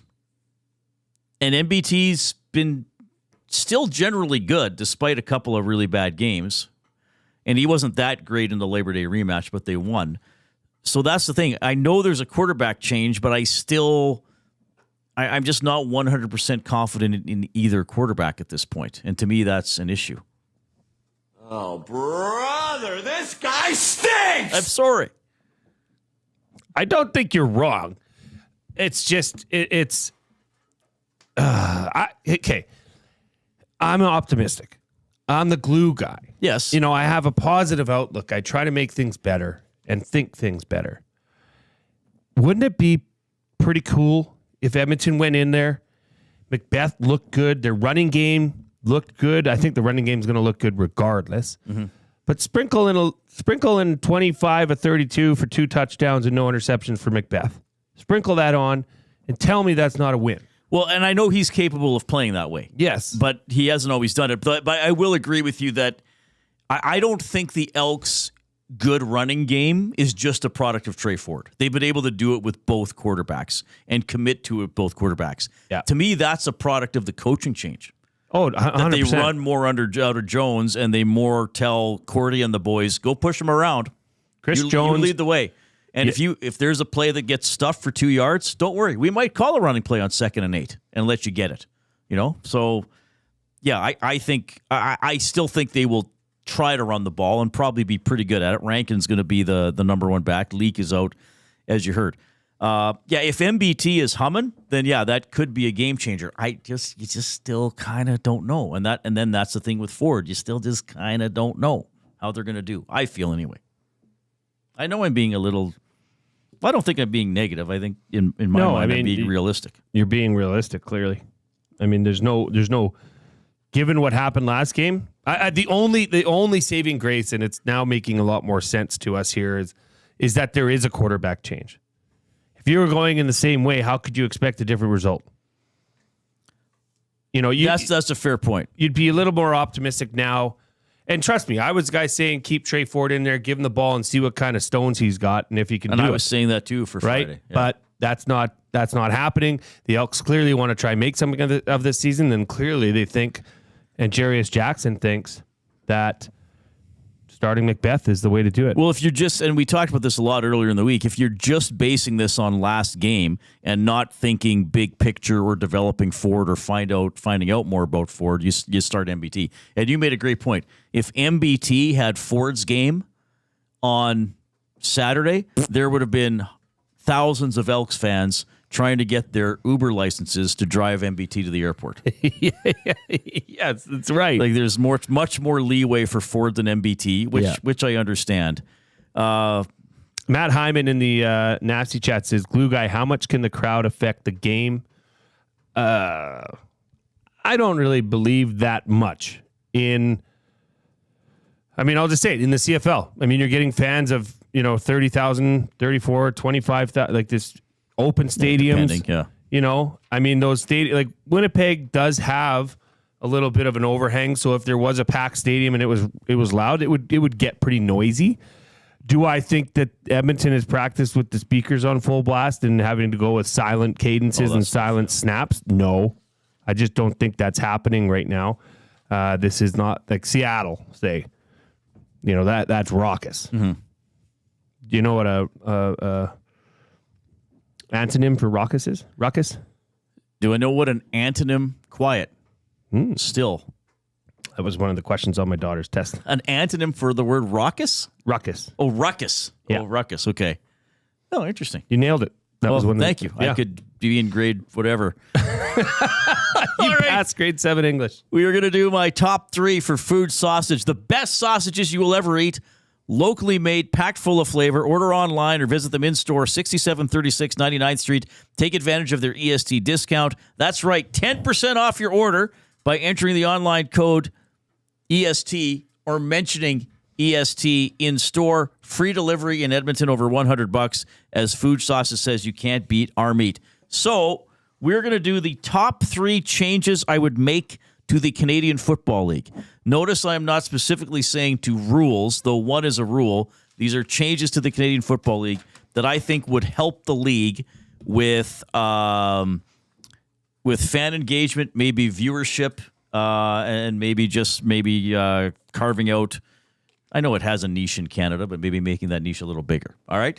So I'm going to, first of all, belabor a point that was belabored. Well, heck, it's been over a month, right, since Hairolahu missed the field goal and Toronto won the game on the Rouge. Mm-hmm. To me, this one is pretty simple because I know there's a lot of debate about the Rouge, and I know Kiwanis was talking about this every day for like a long time. He was really hung up on it. But other people have mentioned this, and I've been saying this for years. After the 3-minute warning in the fourth quarter and in overtime, there can only be a Rouge if the ball is handled by the receiving team in the end zone. So the Rouge would have to either be conceded or the returner would be tackled in the end zone.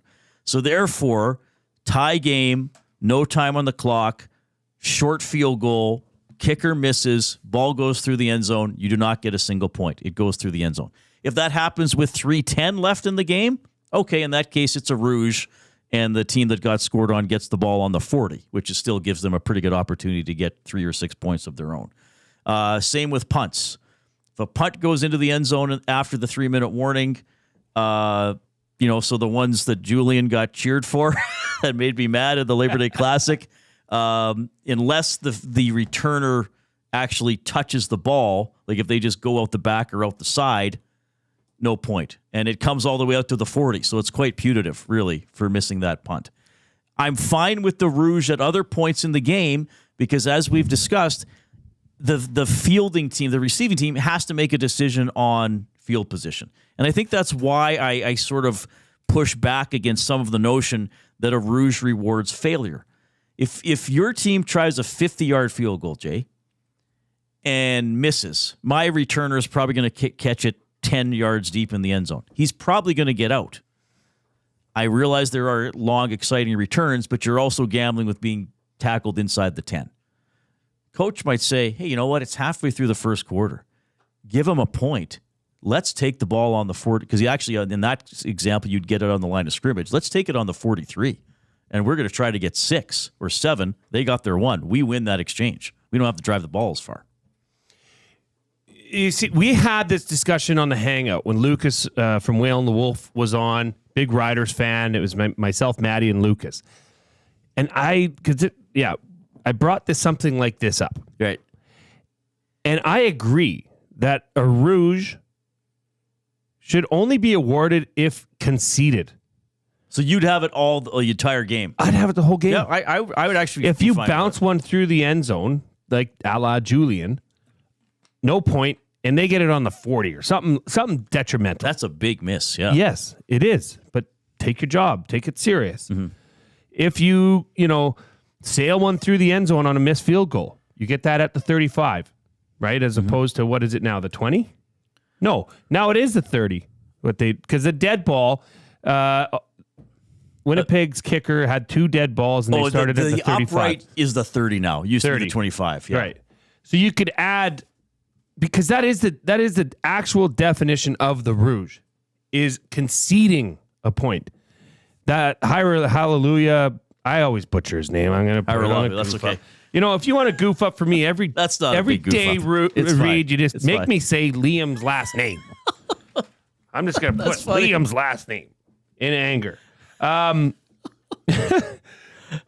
But seriously, for that's just not a good look. Kicking it through missing a field goal and pointing your finger in the air and saying, we won. Yeah. You didn't, Matt. Well, see, that's the thing. By the rules, a person like Matthew Awanek, pessimistic Matty, half glass empty Matty, would say, well, he did his job. And I would say, no, you didn't do your job. Your job was to kick it through and make a field goal. Well, if he was trying to miss that, and I don't want to harp on it too much, but he just shank it to the left and kick it through the back corner of the end zone. Yeah. Don't narrowly miss the upright, because you literally missed the field goal. Well, what was the year Saskatchewan and BC went to overtime in a playoff game, and Paul McCallum missed an 18-yard field goal? The Riders went first. He missed it, went through the end zone. Then BC went, and they kicked a field goal to win. But if BC would have botched something or fumbled a snap, that's how Saskatchewan would have won. And hey, so Jay, I would hate to see this, but under the current rules, you couldn't blame a coach for doing it. All right, there's 30 seconds left. We're on our own 30. I throw a long bomb to you. We connect. You get down to the other team's 5. It's a tie game. And you're tackled with 5 seconds left. What's stopping us from sending out our punter? And just punt it. Just punt it as hard as you can. That's and that'd be totally legal. Yeah, I would do it. The only time a Rouge is awarded if it's you would do that for the entire game. So that would rule out Rouges on short field goals that go through the end zone. Yes, right. Don't award that. You're awarding failure. Yeah, but then you don't mind if a guy catches it 15 yards deep in the end zone. You kind of like the drama of, will he run it back for a touchdown, or is he going to get tackled on his own 2 when he couldn't have given up a point and got it on? Well, why do you think there's all these? Not all these, but there's a significant amount more of missed field goal returns for touchdowns than there is punt returns for touchdowns. That is a different unit that is on the offensive line for a missed field goal. So it is definitely in your favor. If you have a returner that can get out, he can take advantage of slower bodies being on that field goal team. Yeah. But yeah, you know, like Vic says in the EST inbox, if you don't want to lose by a rouge, don't let them get in range for a kick. Keep the rouge as it is. That's Coach Vic. But I would say execute the. By the way, Coach Vic, great to hear from you. Yeah. I would say it's still on the offense to execute the play, right? But the rouge definition was a conceded point by the return team. Oh, is that what it actually says in the rule? That's how it started. That's how it started. The red flag was thrown when the team could not get it out of their end zone. Okay. Yeah. So in the spirit of the rule, here's the thing, and Coach Vic, you could honestly, so you're okay with that guy missing a field goal and kicking it through the end zone to win a game? And I just worry winning a playoff game or winning the Grey Cup. And Imagine that's the highlight. And think of that's the highlight. That got a lot of attention south of the border because people were, well, look at this. This is so Canadian, and it is. I mean, it's celebrated, but I like the idea. What was it? 87. Jerry Corrick made I think a 47-yarder for Edmonton to win the Grey Cup against Toronto. Let's say he misses, and I don't know if Pinball was on the team then, but whoever catches the ball 19 yards deep in the end zone. I guess he would let it go through in that point because we wouldn't have the rouge. But let's say he catches it 15 yards deep in the end zone. He's got to run it out and not get tackled. Because then if Edmonton goes in and wins the game on a tackle, I'd be fine with that.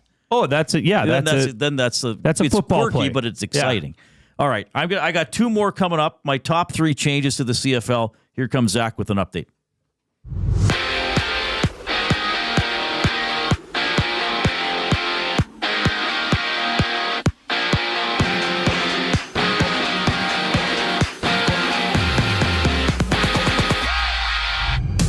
The Oilers send Max Warner, Noel Hofferman, and Ethan DeJong to the Bakersfield Condors.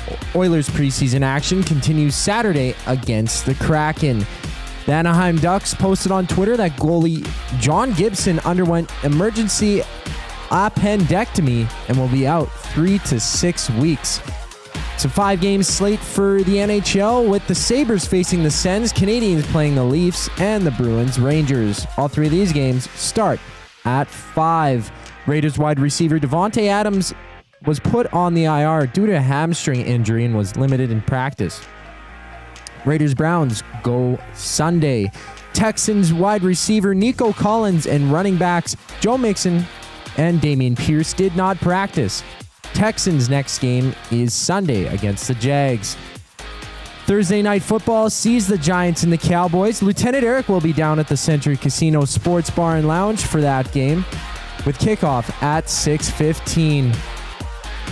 Right after the break, the Reid Wilkins Show with Jay Milne continues right here on Edmonton Sports Talk. I'm Zachary Kubish for your EST Update. Your brand deserves more than just a whisper, it deserves a buzz. At the Hive Product Marketing, they specialize in promotional products that bring the buzz. From eye-catching giveaways to unforgettable keepsakes, they got the perfect products to make your brand stand out and get noticed. Visit the Hive Product Marketing and let them create the buzz your business deserves. The Hive Product Marketing, the official merch partner of Edmonton Sports Talk. Visit them online at thehiveproductmarketing.com. It's crunch time for your taste buds, because for a limited time, A&W is collaborating with Ruffles to bring you the Ruffles Crunch Teen Burger, your favorite teen burger, and your favorite Ruffles cheddar and sour cream chips, combined into one unique taste sensation. It's grass-fed beef.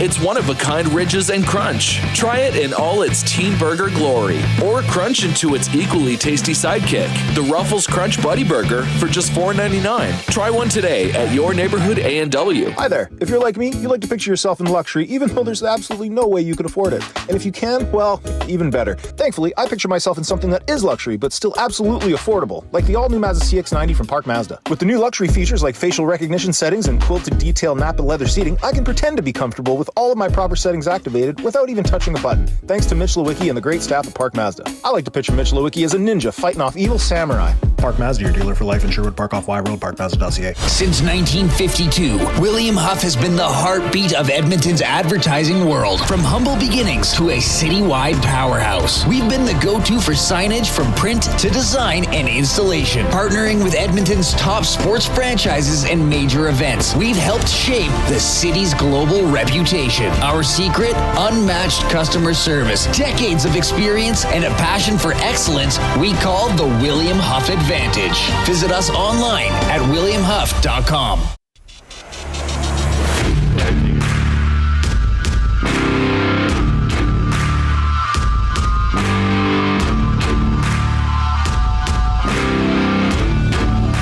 A bootski in the nasty chat. A rouge is only awarded if the returner either concedes or gets tackled in the end zone. Such a simple, perfect solution. And Coach Vic chimed back in on the EST inbox. Absolutely 100%. It is an element of the game that has made it unique. True. And that is a fair point. But I know not everyone sees it as part of the game, but rewarding failure. Not an easy discussion. Love the topic, though, and we love you discussing the topic with us while we're discussing your comments of you discussing our topic. Thank you. See, I don't totally agree with it rewarding failure, but I do say if it's the final play of the game or in overtime and you miss a short field goal, then it rewards failure. If a kick from 55 misses, and again, the returner catches it 8 yards deep in the end zone, you got to make a decision. Say there's 2 minutes left. Or you're getting it out. It's a 55-yard kick. You're getting it out. Or you're giving up the point and taking it on the 47 because it's the line of scrimmage. It's a tie ball game? Yeah. If you got enough time to drive the ball and score yourself. Didn't run it out. The kick team on a 55-yard kick, let's say it lands 8 yards deep in the end zone, would be a bomb of a kick. But let's say that kick team, coverage team, is only at the 30-yard, 25-yard line at best. So you meet in the middle at the 10-yard line at worst. And if your kick returner has any sort of an angle, you could increase that. So you get it out. Okay, fair enough. Reid, you had the Rouge. After 3 minutes, we talked about the Rouge. This is part of Reid's Top 3 presented by Fuge Sausage. Numero 2. Really is, Jay. I don't know why I'm looking at you so weirdly. I don't know. I like working with you. Your hunched shoulders. We're going to have a fun top 3 tomorrow. You already teed me up. It's going to be a banger. We're going to be on location tomorrow. We're going to be there. Century Casino. We're going to do this show from 3 to 5. Then Jay and Awanak are going to do the Green and Gold kickoff show from 5 to 6. And then they'll do the Green and Gold postgame show after the Elks Bombers. And we're having an EST watch party. I think most of the staff is going to be there. Yep. So if for some reason you're inclined to meet us or meet us again, you can come do that. Okay, my number 2, and to reference my previous job, you know that I talked about this on that show as well. I would get rid of the divisions in the Canadian Football League. I would still have 6 teams make the playoffs, and I would still give 2 teams a bye, but I would not base it on East-West. If you finish first and second in the overall standings, you get a bye into the semifinals, and 6 would play at 3, 5 would play at 4, and then the lowest remaining team would play the first place team. So here's what the standings would look like currently in the CFL without divisions. So Montreal pretty comfortably would be getting a bye, which they're going to anyway in the East. But then look how much fun it would get. So Ottawa, Winnipeg, Toronto, and even Toronto and BC would be trying to get second. So they get a week off. You know, it'd be a little, and I looked up the tiebreakers for head-to-head. So Toronto actually swept BC, and Edmonton had the point differential against Hamilton. They blew each other out, but Edmonton did it by more points. So you'd have a bunch of different interesting races. Montreal fairly safe. Ottawa, Winnipeg, a point apart to get a bye. So for those that are listening in the car, this is a list of 1 through 9. As Reid said, no divisions. So top 2 teams get byes, then 2nd through 6 playoff. 3rd through 6 playoff. So my apologies. Instead of the division semifinals, 3 you have the versus league 6, quarterfinals. 4 versus 5. So right now, if they stop the season today, Saskatchewan would play at Winnipeg, BC would play at Toronto, and then Montreal would get the worst remaining team in a semifinal. Ottawa would host the other team in the semifinal. And I just think, I know now they have a crossover, which only the West has benefited from. But there was one year, I think it was 2018, because Moss was the coach. Edmonton finished 6th in the league, but they were last in the West, so they missed the playoffs. So is this simply for the hope that you could have a Ottawa, Toronto Grey Cup or a Calgary, Edmonton Grey Cup? I don't care about. I don't think the Grey Cup has to be East-West anymore. I don't think people care about that as much. I think they want the two best teams in the Grey Cup. They want the playoffs to be as fair as possible. They don't want. I mean, in this year, it usually doesn't happen this way. But if you look how, can we leave it up, Zach, just for the people on YouTube? And I need to see it too for my own reference. But there have been years, and sometimes in the West too, but, the second place team in the West could be below 500 and get a home game, right? Yeah. I mean, because right now, 3 of the top 4 teams are in the East. So the way I have it, Toronto gets a home game if the season ended today. The way the divisional playoffs work is Toronto would not get a home game. They would have to go to Ottawa. So I don't think it needs to be an East-West Grey Cup. I think that's archaic. With the 18-game schedule, I know, they give more games within your division. I would just say if they want to stick with 18 games, you play everybody twice, and you play 2 extra games against the teams that you finish closest to in the standings. So Montreal, Ottawa, and Winnipeg, they would play each other 3 times each next year instead of 2, right? So it'd be sort of a strength of schedule thing. And you'd get, the good teams playing off against each other again. So look, Edmonton would still be in a race for a playoff spot, trying to catch Saskatchewan.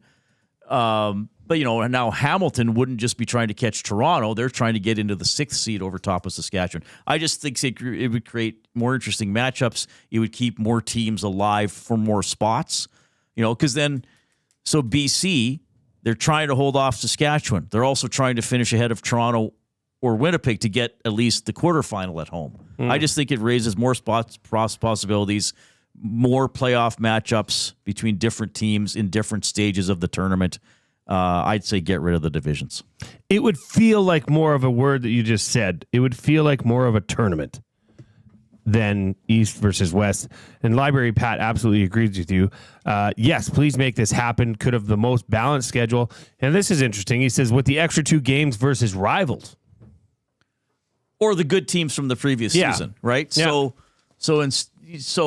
I mean, Edmonton wouldn't always play. Their extra games might be, the way it is right now, Edmonton next year would have 3 games against Hamilton and 3 games against Calgary. So some years you'd probably still play a traditional rival. I like it. Yeah, it's so obvious to me. Yeah.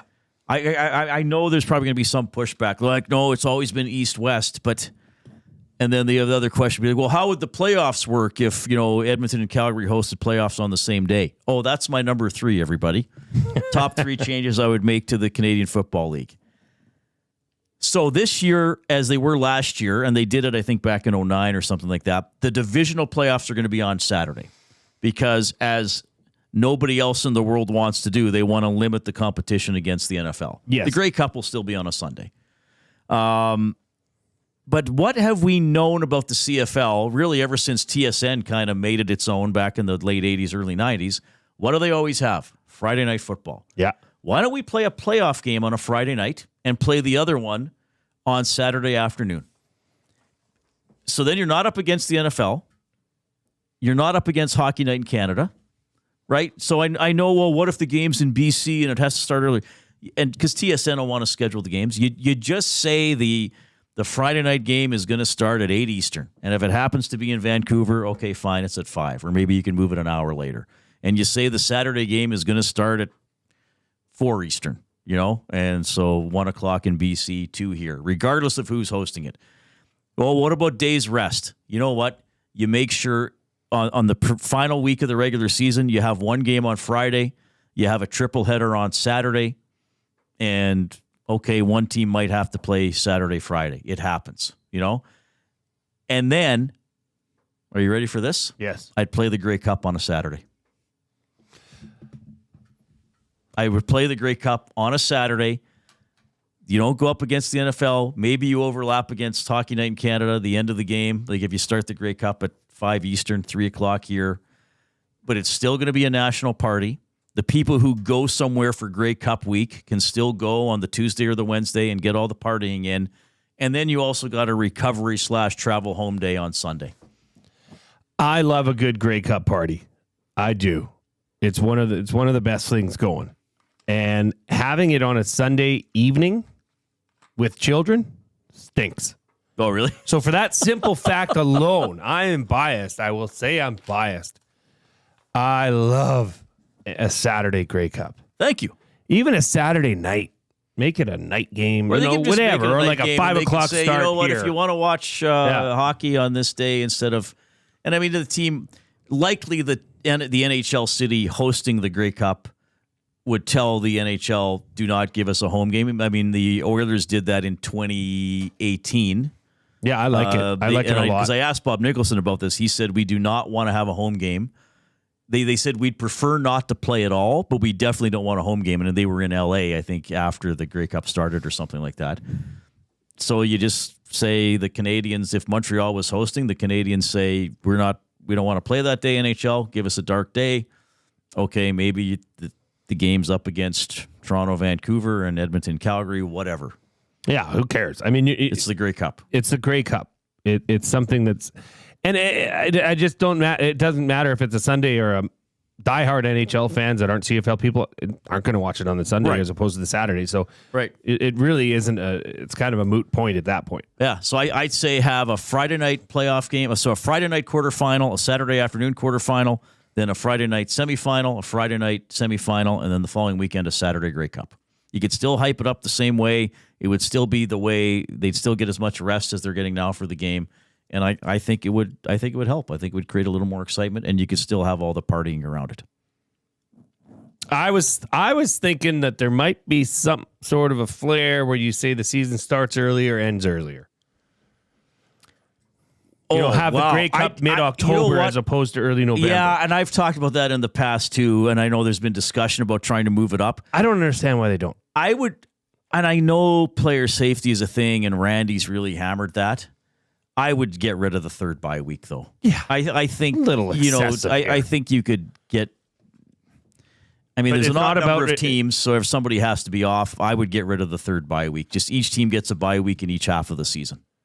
But it's not about player safety; it's about money and how they can stretch the season out as long as. Well, but I know MBT kind of took some flack for that one comment, but he's like, "Why are we playing on a Sunday and a Friday against the same team?" The wrench, or as we should call it, the shorts, is in the EST inbox. Saturday Grey Cup with Sunday recovery would be excellent. Is that who I think it is? That's our very own handsome Tom Gazzola. Thanks for listening, Tom. He's such a great supporter and friend. He loves you. What else are people saying? Are they irritated? I must have irritated somebody. I kind of hope these irritate at least a few people, quite frankly. Yeah, no, you're making too much sense, though. Library Pat says, agree with extra games versus close teams from previous seasons. No objections to that. Spency 5 Centy, he says 2 more Edmonton wins would be nice. That's all I ask for. That's in relation to a little bit of a wager that myself and the rest of the Glue crew made earlier in the season. Actually, at the start of the season, it was a future for the Elks to win 6.5 games or more. So we're hoping to get there. Oh, you're hoping to get 7 wins? Yeah.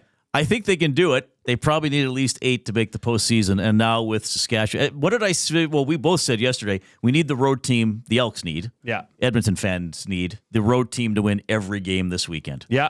especially, but the priorities, if you just had to pick 2, Edmonton wins at Winnipeg, Ottawa wins in Saskatchewan. You could live with BC winning because then at least you're a point behind Sask. But ideally, the road teams win all the games this weekend.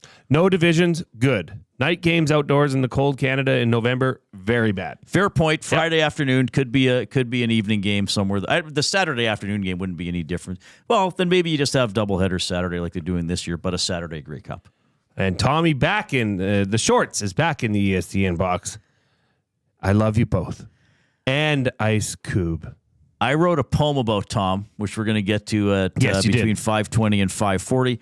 But more football talk, including touching on the Golden Bears' big storyline for this weekend when we get back with Doug McLean. It's Edmonton Sports Talk, your clear choice for Edmonton sports.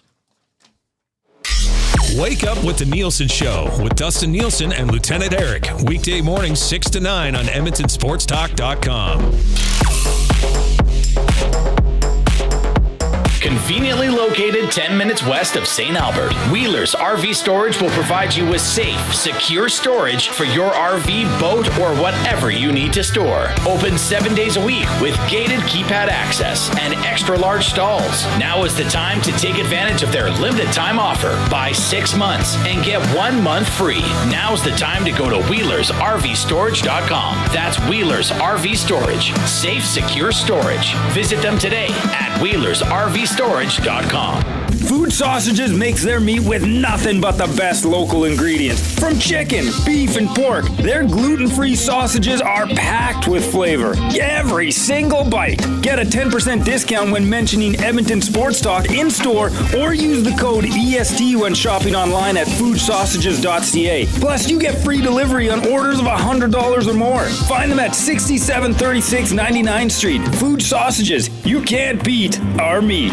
If you've been injured in a car collision, let James H. Brown and Associates, Alberta Injury Lawyers, protect your interests. They'll be there every step of the way to help answer your questions and help you get your life back on track. Trust Alberta's precedent-setting injury lawyers with their unrivaled experience, unrivaled results, and unrivaled commitment. When accidents happen, call James H. Brown and Associates, Alberta Injury Lawyers, 780-428-0088, or go to jameshbrown.com.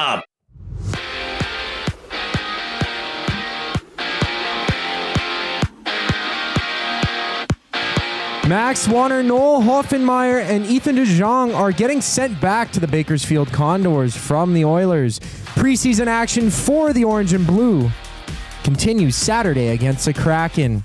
Anaheim Ducks goaltender John Gibson underwent emergency appendectomy. Gibson is expected to be out 3 to 6 weeks. There's 5 games on slate tonight, and they'll start in just a few minutes, but it's Sabres facing the Sens, Canadians playing the Leafs, and the Bruins against the Rangers. Thursday night football sees the Giants and the Cowboys going at it. Lieutenant Eric will be live from the Century Casino Sports Bar and Lounge for the action, live in the flesh. And you can catch him there every Monday and Thursday night throughout the entire NFL season. Kickoff for that one goes at 6:15. It's an EST watch party tomorrow night for the Elks and Bombers. The Reid Wilkins Show will be live 3 to 5 on location from the Century Casino Sports Bar and Lounge, leading into the Green and Gold Kickoff Show from 5 to 6, leading you right into the action at 6 o'clock. Right now, you're tuned into the Reid Wilkins Show with Jay Milne. I'm Zachary Kubish, and that was your Edmonton Sports Talk update.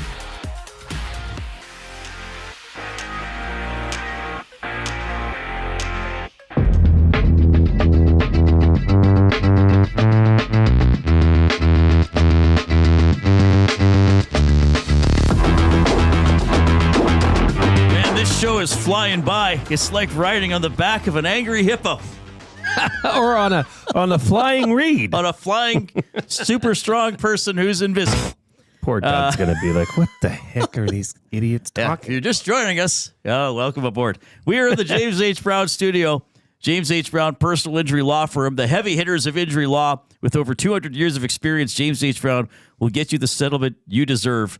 JamesHBrown.com. Book your private consultation today. I would wonder that sometimes, years of doing a talk show now, when if you're just in the middle of saying something really bizarre, or somebody told somebody else, oh, hey, you're new to Edmonton and you want to find out about Edmonton sports, listen to this Reid guy's show. And the instant that person turns it on is, I'm talking about Professor Xavier's relationship with Magneto, or about a baby hippo, and people think, what is going on?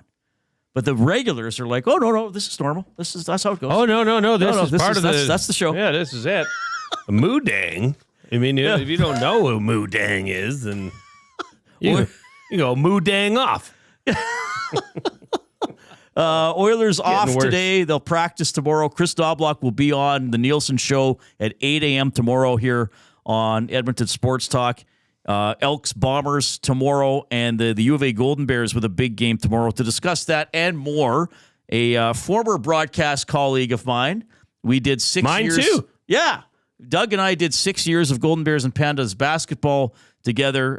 He's continues to be a great university broadcaster. He's filled in on the Elks, on Ched, on my old station. Doug McLean ready to join us. Hey, Doug, how are you?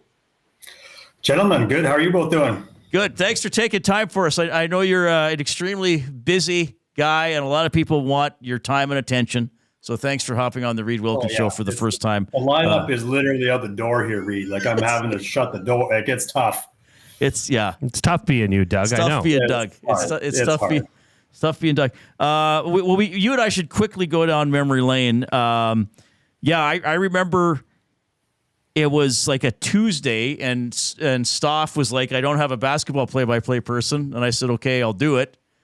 And I showed up, and you're the color guy. It's like, "Hey, we're working together." And I think I had one note on the two teams playing. You were thankfully far more prepared, but away we went. Like we just gelled, and we did all these games, and we had a blast.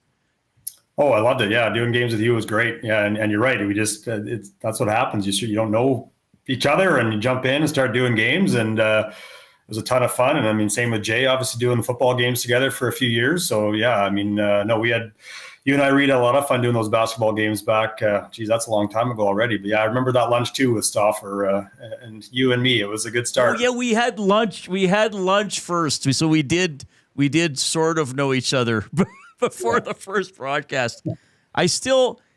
They had some pretty good teams, and we got to see Baker's career together and a lot of other good guys. But still, our first couple of years when we still had Horwood, and we're right beside the home team bench, and Don's antics and working the officials, I'll always remember that.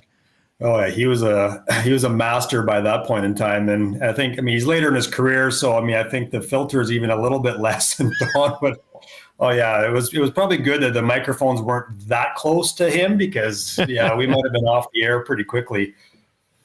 Doug, I wanted to talk to you and touch on obviously the task at hand here for the Golden Bears coming up this weekend, actually tomorrow night, out at Griffith Stadium in Saskatchewan. And I don't know what to make of this team. I don't know who's going to show up on any given night. I mean, you look at the Calgary game, the final score was 35-16 or 30, and there was not one offensive point scored. I mean, that is mind-boggling. And then they go out to Manitoba, lose a game that was right in the grasp. I mean, you and I were talking during that game. We were texting each other back and forth saying, should they went for that? What do they do? And then they come back and flex their muscles against a strong University of Regina Rams team. What do how do you explain that? I mean, you're obviously close to the team, following the team. Is this just, they're getting ahead of themselves? They're not focusing? What's your take on the roller coaster season that has been thus far? Yeah, I think your word is bang on. It has been a bit of a roller coaster. I mean, I think there was probably a bit of anxiety heading into that first game against UBC, considering everything that happened last year in the Hardy Cup and the way they ended up unfortunately losing it. You think, okay, these are probably, at least coming into the season, the two best teams in Canada West. Bit of a weak first half, but they come out and dominate the second half, win going away 42-28 over UBC. And they come back in against Calgary, as you alluded to, and they're up 9-0. They had a pick six themselves to start the game. They're up 9-0. And then it just goes sideways. And I'll never see that again. 4 pick sixes and a half in my life. It was crazy. and then you go to Manitoba, and they were cautious. And like you said, you and I were texting back and forth, and they were cautious. I think Hetlinger threw 6 passes in the first half. And again, they've got the best running attack in the country, so you can lean on that heavily. But the passing attack, I think partly because of what happened in Calgary, is taking a bit of a back seat. But look, to answer your question, I think this is a really good team. I think they're starting to figure themselves out a little bit. I think maybe they got a little bit high after that first UBC week, considering how much probably went into in their own heads into that game. But Manitoba's a good team. They're undefeated. I mean, they're the best team in Canada West right now. Regina, rather, a team that came in statistically solid, but I think they've started to come back to earth a little bit, and the Bears really exposed them, I thought, last week, especially on the ground. My biggest question, guys, I think is the passing game right now. They proved last year they can throw the ball. They're struggling with it this year. I'm not sure if that's because they lost Rosary. Carter Kettle's out for likely the majority of the season. Is it changed because of those losses? Or is their running game just so good right now that they don't have to lean on it? I'm hoping it's the latter, that it's a run-first team that can lean on the passing game when they need it. I'm a little worried that it's a run-first team that may not have the depth they need in the passing game to really be an offensive power that can go deep into a playoff run in Canada West and across the country. Now, you mentioned it there briefly, but, I think this running game is deserving of a special, unique, on its own comment because it is amassing amazing numbers and amazing return for the Golden Bears. Matthew Peterson and this offense and Opio Shinabi, they're first in Canada West. They are rushing the ball better at a rate that has not been seen, to be quite honest. What do you think is this a combination, Doug, of just a veteran running back in Matthew Peterson and the perfect storm at O-line with having all these guys? Or, is it just a design run game that you think is allowing this to open up? Yeah, I think it's a bit of both. I'll go even one further. They're the best running team in the country. They're the best in Canada West, best in the nation right now. And I think it's a combination of, as you said, they've got an outstanding O-line. This has become O-line U really across the country with Chris Morris. What they've been able to do, the kinds of offensive linemen they're producing. And they are in a position where, go back to the UBC game, they absolutely dominated the line of scrimmage in that game. And that's a staunch UBC front. And this O-line is just opening up holes for any back that's in the game. You mentioned Ashinabi, you mentioned Peterson, but we could talk about Duncan Critch, who's been effective when he's been in. We can talk about Alan Zhang, former Calgary Colt, who's been really efficient when he's been in. They've got the perfect combination of Peterson, who's a power back with great agility. His 73-yard touchdown last week sort of comes to the line, bounces to the outside, and then just starts bowling over people. Ashinabi, a little bit of a bigger body they can put in. Then you got the speed guys in Critch and Zhang. So they've got the whole combination. But really against Regina, it was a power game. There was not a lot of off-tackle run. It was just we're just going to beat you guys up the middle. And that was a Regina front. They brought in a lot of former BC junior players that has really strengthened that front. But Alberta had no issues with them, put up huge numbers against what was formerly the third best run defense in the country in the Regina Rams. And the Bears played them like it was me on the D-line. Doug, the Rams don't want that. They don't want me on the D-line, I can assure you. Don't sell yourself so short, Doug. Wow. You could handle yourself. I know you could. 6 foot, 150-pound D lineman. I'm not sure that works well. Well, be effective in some roles. Okay, come on. Maybe, yeah. Zach, you go ahead and you can bring that up. And for those watching on YouTube, you'll get to. Doug, I didn't know you had the talent of being such a drone master. As you and all the fans that were there at the last home game were spoiled with an amazing drone show that happened at halftime. And I must say, I was very, very thankful that the Canada West, the broadcast, decided to play it in its entirety after the football game. But, if you're watching on YouTube right now, you can see it was amazing. So, Doug, you were there. You were in the booth. What was the reaction like? What was the oohs and ahs? Because it was fantastic. Yeah, it was great. I've never seen one before, and so none of us really had a sense of what was going to happen. But it was over top of the soccer field. So for anyone who knows that South Campus foot field area, there's the football side, which is on the east side, and then the soccer stadium's on the west. So they did it over the soccer stadium. And again, for those on YouTube who are watching, what they're able to do with these drones, right now there's Guba, and they can pivot it. So it's just shifting around and moving. It was. Yeah, I think people were quite struck by it because a lot of, I'm one, but a lot of people I don't think had ever seen one of these things before. And it's the level of detail they could produce with ththese drones. It was pretty spectacular. So a nice show put on by, I think it was the U of A Alumni Association that put this on. So good on them for doing it. Yeah, and Reid and I were talking about this, and I think that's maybe what who's flying these things? Is this an inside job? Is this the science wing or I don't know what's the computer graphics wing of University of Alberta that is putting this on? Are these U of A's drones? Is this an in-house, or is this something that they brought in some professionals? Because I can't tell. It was pretty amazing, but who did this?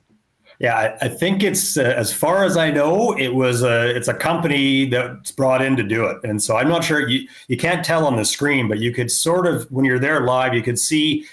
I mean, there are tons of other drones that are floating around, the ones that are lit up at any one point in time. So I'm not sure how many they have up there, 500, 600 drones. You could hear them humming. So it's it's quite the production that they put on, and you have to be wary about weather and wind and all this stuff, but the conditions were good and it all worked out.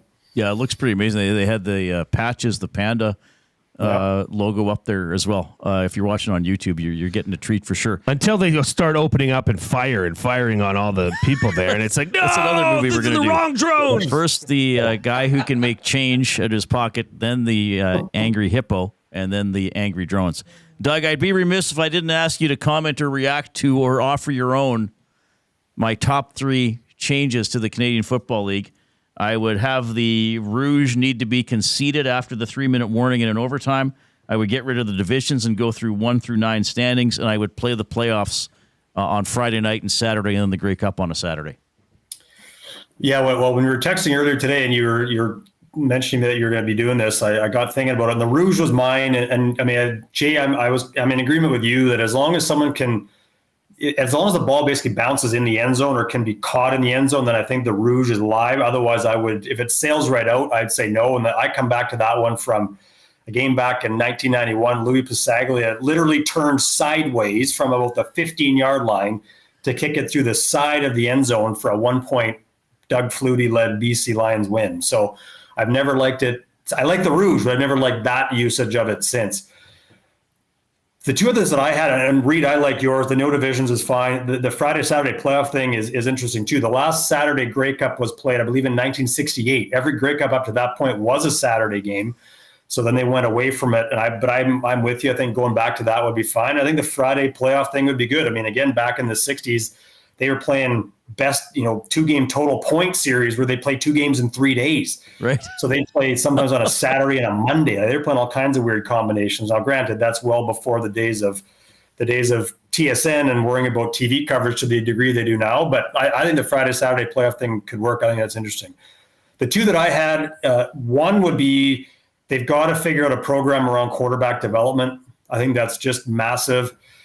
Not that there aren't good quarterbacks in the league, but there are more weekends you come in to the CFL questioning what's going to happen on a quarterbacking front than I think we like. And if you go back to the 80s and 90s, the depth of quarterback that existed across the league, I think was just outstanding. And not that we may not get back to those halcyon days again, but I'd love to see us get closer to that than maybe we are now. And the other one that's important, and there's no easy answer to this either because it's really tied into revenue development and how you grow the game, but we really need some level of long-term contracts that exist because there's just so much moving that it becomes really difficult, player movement, I should say, it becomes really difficult for fans to embrace the team that's in their community. I mean, the Bombers have been the example the last few years where they haven't had that kind of movement. And so I think not only have they been successful on the field, their fan base, I think, has really rallied around that franchise. And it's arguably right now the strongest franchise in the league. And so, again, you can't just magically create long-term contracts. You need players that are willing to sign them as well. And like I said, you need to obviously grow the revenues in the league to be at a point where that would be viable for players to consider. But I think that's something that's been lacking. I mean, the Eskimos of the late 70s, early 80s, it was a very consistent roster basically from about 77, even as far as late as 84. Mm-hmm. So again, not to get exactly back to those days because those are maybe gone, but something where teams and fans can rely on a relatively consistent roster, I think would be pretty huge for the league. Yeah, well thought out as always, Doug. And yeah, thanks for your insight on Canada West and Golden Bears football as well. I should let everybody know the standings. Manitoba's 4-0, Alberta, UBC, Regina, all 2-2. Saskatchewan and Calgary 1-3. Alberta right now is placed second with the tiebreaker. So if they actually beat Saskatchewan and go to 3-2, that would be huge. Hey, buddy, thanks so much for chiming in. We'll have you on again very soon. I always love talking to you. Likewise, guys. Happy to be on anytime I can help. Appreciate chatting with you. That is Doug McLean. He is not a broadcaster, I suppose, by profession, but he does a ton of broadcasting, if that makes sense. He's done Universiade games. Like I said, he filled in on a Elks broadcast on Ched. Long time. He's the voice of the Stingers. Every sport it does the Stingers. I even forgot about that. And he's done every sport at some point. Friend of the program or friend of EST, Mark Majot and him call the Pandas and Bears basketball games as well. He's done basketball probably 2 decades or close. No, he's great. He was funny when we were calling games together. He would he would always give the out of town scores, and it would always be a treat if the Montreal Carabins were playing because Doug, smart guy, probably can speak 7 languages or something like that. He would always refer to them as the Montreal Carabins. Yeah, he could say it properly. He would say it with such eloquence, and it would just. Dustin and I were sitting there eating chips, like, oh, cool, that guy can speak French. It always blew our mind when he'd say Le Carabin. We are going to head into the final couple of segments of the show. We're going to try something new. I'm going to give you the sports news in Limerick form.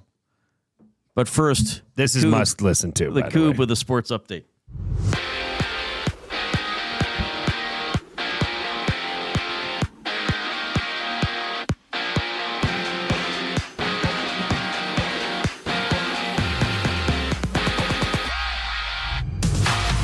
Max Warner, Noel Hofferman, and Ethan DeJong are getting sent back to the Bakersfield Condors from the Oilers.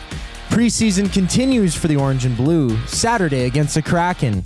Anaheim Ducks goaltender John Gibson underwent emergency appendectomy. Gibson is expected to be out 3 to 6 weeks, and right now, or later tonight, his Ducks face the Sharks at 8 o'clock. But right now in the NHL, the Sabres and Senators are tied 0-0.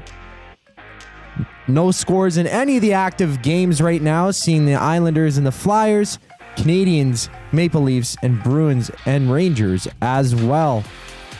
In the NFL, Giants and Cowboys goes tonight, and Lieutenant Eric will be at the Century Casino Sports Bar and Lounge for the action, hanging out with some of the nasties, where you can find them for a bit of a hangout Monday and Thursday night throughout the entire NFL season. Kickoff for that one is at 6:15, and it's an EST watch party tomorrow night back at the Century Casino Sports Bar and Lounge for the Elks Bombers game that goes at 6 p.m. The Reid Wilkins Show will be live 3 to 5 on location, followed by the Green and Gold Kickoff Show, leading you up into action.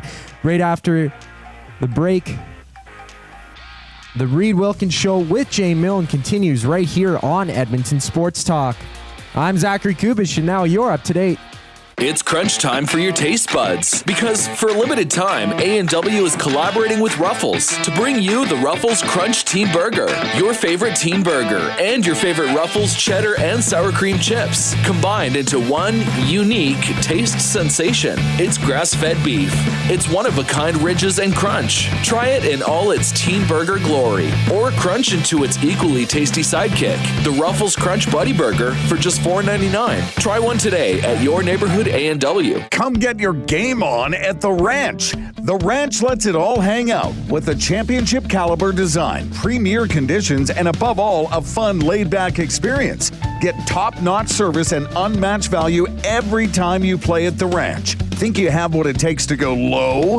The best value for your golfing buck is always The Ranch.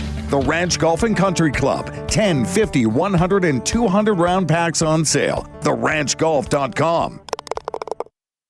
Celebrate the grand opening of Sit and Sleep and discover a revolutionary way to shop for mattresses. Stop in today for a free pressure point scan using cutting-edge technology so sleepologists can identify the perfect mattress for you. Right now, you'll get free local delivery on any mattress over $5.99 and receive a bamboo cooling mattress protector. Get grand opening savings now with every mattress on sale. Join us on location today for the celebrations at Sit and Sleep in South Common next benefits to Planet Fitness. Edmonton Sports Talk delivers a mass audience of key, influential customers to your business, all while you associate your company brand with the biggest names, the hottest sports news, and teams from every league around the globe. Oilers and Elks, NHL, NFL, Major League Baseball, and the association, Formula One, soccer, golf. Oh, sweet mama! The excitement is palatable on Edmonton Sports Talk. It's where fans go to get their sports fix and where our partners find the most loyal consumers. Contact us today and see how our team on Edmonton Sports Talk can score the biggest goals for your business. With various advertising options available, email business@edmontonsportstalk.com or head to our website and send a message at edmontonsportstalk.com.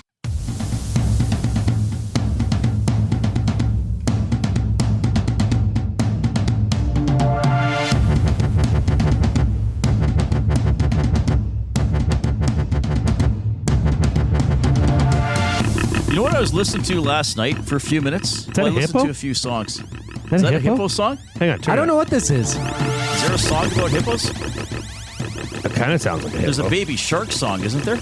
Yes. Baby shark. Is that how it goes? Shoot me. We were talking about Moo Dang the hippo earlier. You know what I was listening to last night for a bit? It came up suggested on Apple Music. Perfect suggestion for me. Skid Row live in London. Now, Sebastian Bach, the Canadian guy, is not the lead singer anymore. I think they had some Swedish lead singer. They sounded pretty good. Skid Row, like Youth Gone Wild, 18 in Life. Come on, those are classic. Does anybody know what I'm talking about? I don't know the show. I know who Skid like Row the video is. on YouTube if you know what I'm talking about. I like to watch like live bands when they recorded live, and the band doing their live recording. Oh, nice. It's a must watch. It's on YouTube. Everything's on YouTube. Even this show, of all things, for now. Yeah. Some YouTube supervisors sitting there like, not sure about this one. Keep it going. Some YouTube czar just looking over this. Like, I don't think this one's What's going on here? Well, especially after this segment where, Reid, all right, let's take this one. So I love doing stuff like this. We're going to try it out, see how it goes. I'm going to give you some sports news in limerick form. Now, young Zach Kubers says, what is a limerick? And one night on Inside Sports, I said to the audience, send me your limerick about the Edmonton Oilers. I had some incredible submissions. So a limerick is a poem, usually humorous, I believe often dirty. These aren't going to be that dirty, but there's supposed to be some humor or unexpected twist to it. And the rhyming pattern is AABBA. So the first, second, and fifth lines rhyme and are a little bit longer, and the third and fourth lines rhyme, and they're usually a little bit shorter. Okay, so these are all going to be sports news in limerick form, courtesy me, Reid Wilkins. I'm waiting with bated breath. All right, here's the first one.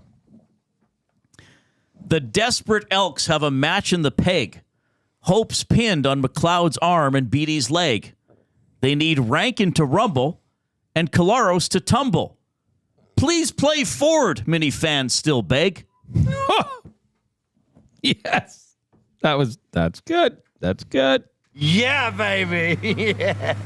Hey, you like that? I like that. The next one I'm going to preface with a little bit of off the scoreboard. The White Sox won again today, by the way. 7-0 over the Angels, so they remain stuck on 120 losses. I think they've won 3 in a row now. I think they're going to just, yeah. They can't break the record. Yeah, they're now 39 and 120. Well, all it took was you talking about them on the Reid Wilkins. Started talking about them. So here's my next sports news limerick. In Chicago, a season of failure aplenty, the White Sox often coming up empty. A woeful display in the Windy City. They play like Yuppie, not Clemente. Oh, behave. Do you know who Yuppie is, Zach? I don't think I can say Lost no. on him. Do you know who Clemente is? Oh, No. my God. Roberto Clemente, one of the all-time great baseball players. Yuppie? I don't know Yuppie. I know Clemente has Think a Yuppie. trophy. Think Yuppie. Zach, Think Is it a hippo? mascots. Think mascots. UP, IP, we all pee. UP? Is that the I don't know if that's the Canadians. Yes, and it used to be the Expos. The big orange guy. It used to be the Orange guy. Expos? Yes. The weird orange guy? Yes. I always play him in the video game. So they play like Yuppie, not Clemente. Ah. That was the snout, right? UP had like a big nose. No, Yuppie doesn't have a big nose. Yuppie's still going. Yuppie's the orange mascot that was the Expos mascot, and then the Canadians adopted him. And his number is just an exclamation mark. All right. Yeah. Yuppie. Can we bring up Yuppie? Somebody? I think everybody... I assumed everybody knows Yuppie. I was wrong. YOUPPI. Yes, Yuppie. Yuppie. Once got thrown out of a game because Tommy Lasorda complained about him. That could be fun. Reid's top 3 mascot moments. You know, at one point. I've never had one. Or we could have we could have a hippo. I want that goat as the mascot. That yelling goat. All right, I think Zach is slowly. Well, not slowly. You're actually doing it on the fly, which is impressive because I could have told you to have. Oh, this wow. ready. That's great. Yuppie, who I'm talking That was about. great, Zach. So that's him with the Canadians. We're going to have it on YouTube right away. He's an orange guy. There he is. That's Yuppie.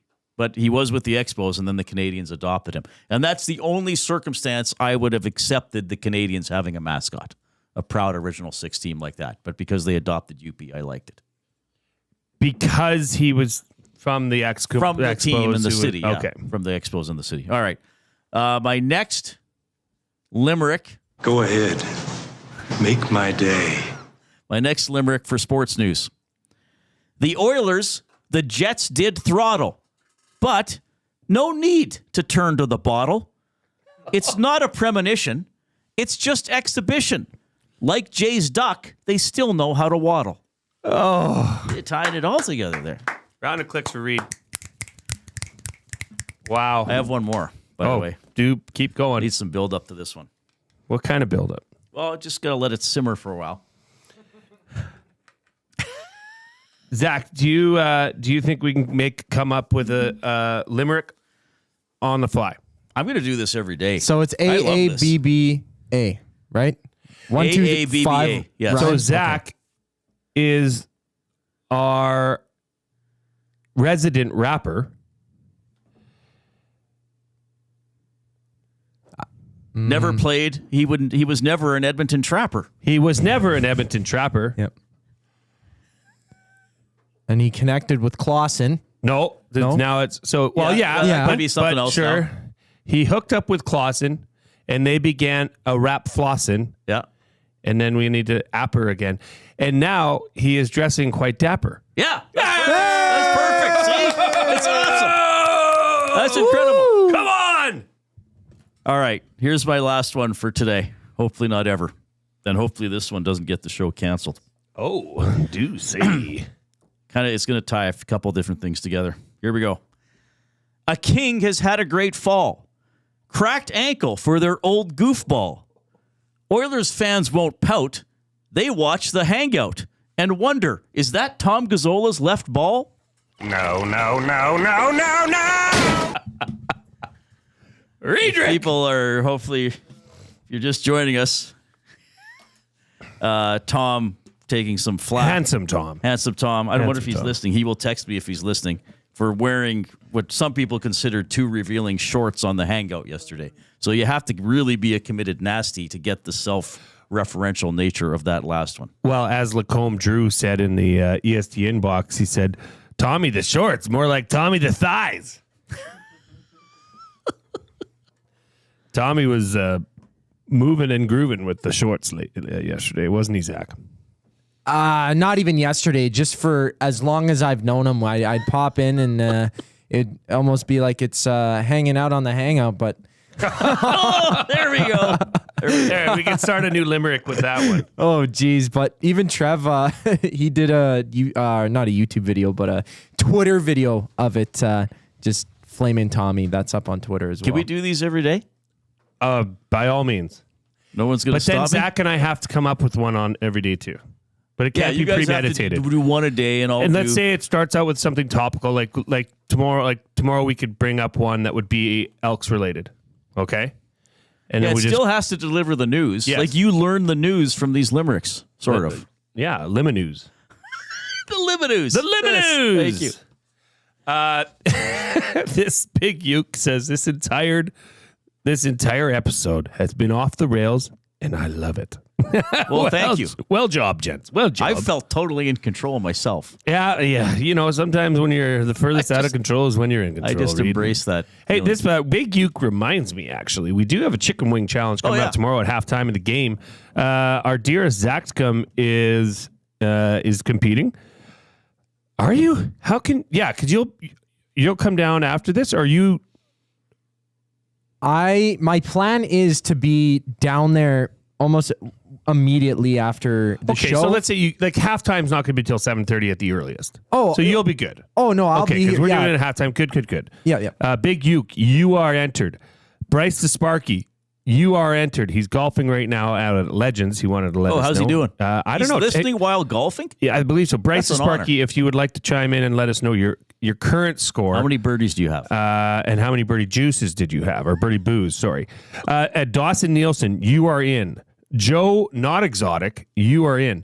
We have one more opening. If you are going to be at the EST watch party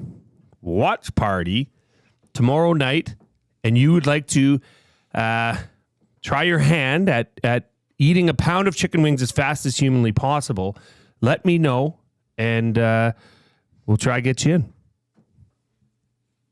So it's a speed thing. Yeah, it's not volume. It's What speed. flavor of wing? Salt and pepper. We had to do it. Okay. Yeah. And who's going to judge that they have eaten enough meat off the bone? I will judge. And there is a prize. There is a prize. Do we know what it is? We do. Can we say what it is? Sure. Oh, you want me to say what it is? Well, I don't know what it is. I have nothing to do with the chicken wing contest. It's a pair of Elks tickets to the next home game, which is October 5th, which is the chili cook-off night. Right. When they play Sask. Yeah. Could be a massive, massive game. Could be the season. And we will be giving away on behalf of it's Century be a massive Casino. Game one way or the other. Yeah, Century Casino Sports Bar and Lounge has donated a set of tickets for this that we are going to be giving away. If Zach finds himself in a position that he wins, Zach will be giving those seats away on behalf of him being the champion. Right. Well, we can't. An EST person can win the contest, but they can't win the prize. That's right. So that's all I need is a bragging rights. Yeah, it's just for you. It's strictly bragging rights. But I have to say, I don't know if you've seen the fellas that you're competing against in person. You've seen Big Uke. Oh, I love Big Uke. You've seen Bryce and Joe. They are part of the combine crew. Oh no, I might get steamrolled by the combines. Zach, if you win, I will be very impressed. I want to impress. Very. Yep. Yeah, I could eat 50 easy. But how many is it? It's a pound, so I think that's roughly. It's usually about 12 or 10. No, that's what I thought, but I think it's like 8 or 9 wings, something like that. So somebody's going to do it in less than a minute. Well, and there will be stipulations, like you're not taking one bite of a drum and dropping it on your plate is done. These need to be. There needs to be bone. There's ways to just pull the meat off. Oh, with there your is. teeth. Reid. Yeah. I've been known to. Somebody's practicing right now. I've been known to put down a few chicken wings once or twice in my life.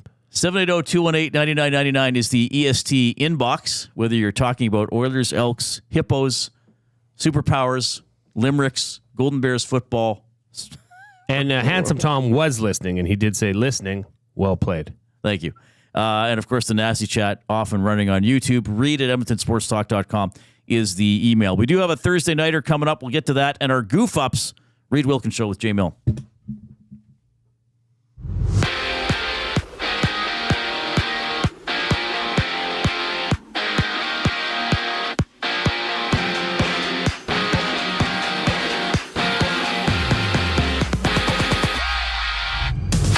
Max Warner, Noel Halfenmeyer, and Ethan DeJean are getting sent back to the Bakersfield Condors. Preseason for the Oilers continues Saturday against the Kraken. It's a 5-game slate tonight in the NHL. 4 active games with the Sabres and Senators tied at 1 with under 5 minutes to go in the first. Maple Leafs up 1-0 against the Canadiens, 2:20 in the first frame. And the Bruins Rangers tied 1-1 with under 3 minutes to go in the first period. Thursday Night Football sees the Giants against the Cowboys. Lieutenant Eric is down at the Century Casino Sports Bar and Lounge for that one. Kickoff is at 6:15, and tomorrow the entire EST crew will be down at the Century Casino Sports Bar and Lounge for the action between the Elks and the Winnipeg Blue Bombers. The Reid Wilkins Show will be live on location 3 to 5, leading into the Green and Gold Kickoff Show. Up into the action that starts at 6.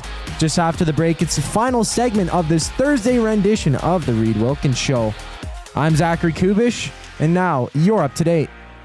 Hey Edmonton, ready to take advantage of lower rates and better pricing? South Fort Chevrolet in Fort Saskatchewan has you covered. From rugged trucks to sleek SUVs. And with over 40 years in business, you can trust that you're getting the best deal on your new ride. As the proud title sponsor of the Nielsen Show, EST listeners can drive a little to save a lot with South Fort Chevrolet's transparent pricing and down-to-earth sales team.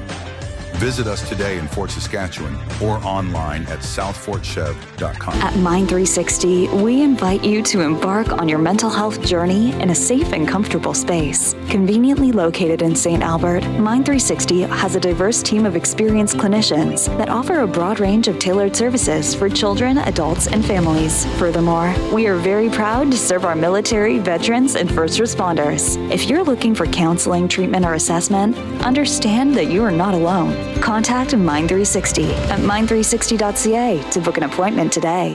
Gallo LLP is an Alberta-based accounting firm with expert chartered professional accountants in both our Edmonton and Sherwood Park accounting firms. Our experienced and innovative accountants provide financial advice that saves our clients money. Simply put, we help our clients protect their assets and grow their businesses. At Gallo LLP, they go beyond the numbers to ensure the continued success of your business. Reach out to Preet or John to discuss how they can help your business grow. Visit gallollp.ca today and see how they can help you take your business to the next level. You've always known GCL Diesel as the experts in diesel fuel systems, but did you know that GCL is also your source for turbochargers and turbo repair? As a turbo supplier for Garrett, Borg Warner, and Holset, GCL can provide genuine original equipment turbos at wholesale prices. Whether it's diesel, gas, natural gas, or performance, we can provide you with the turbo or custom repair you require. Turbo questions? We've got turbo answers. Visit us in the West End or online at gcldiesel.com. GCL Diesel, turbochargers, understood.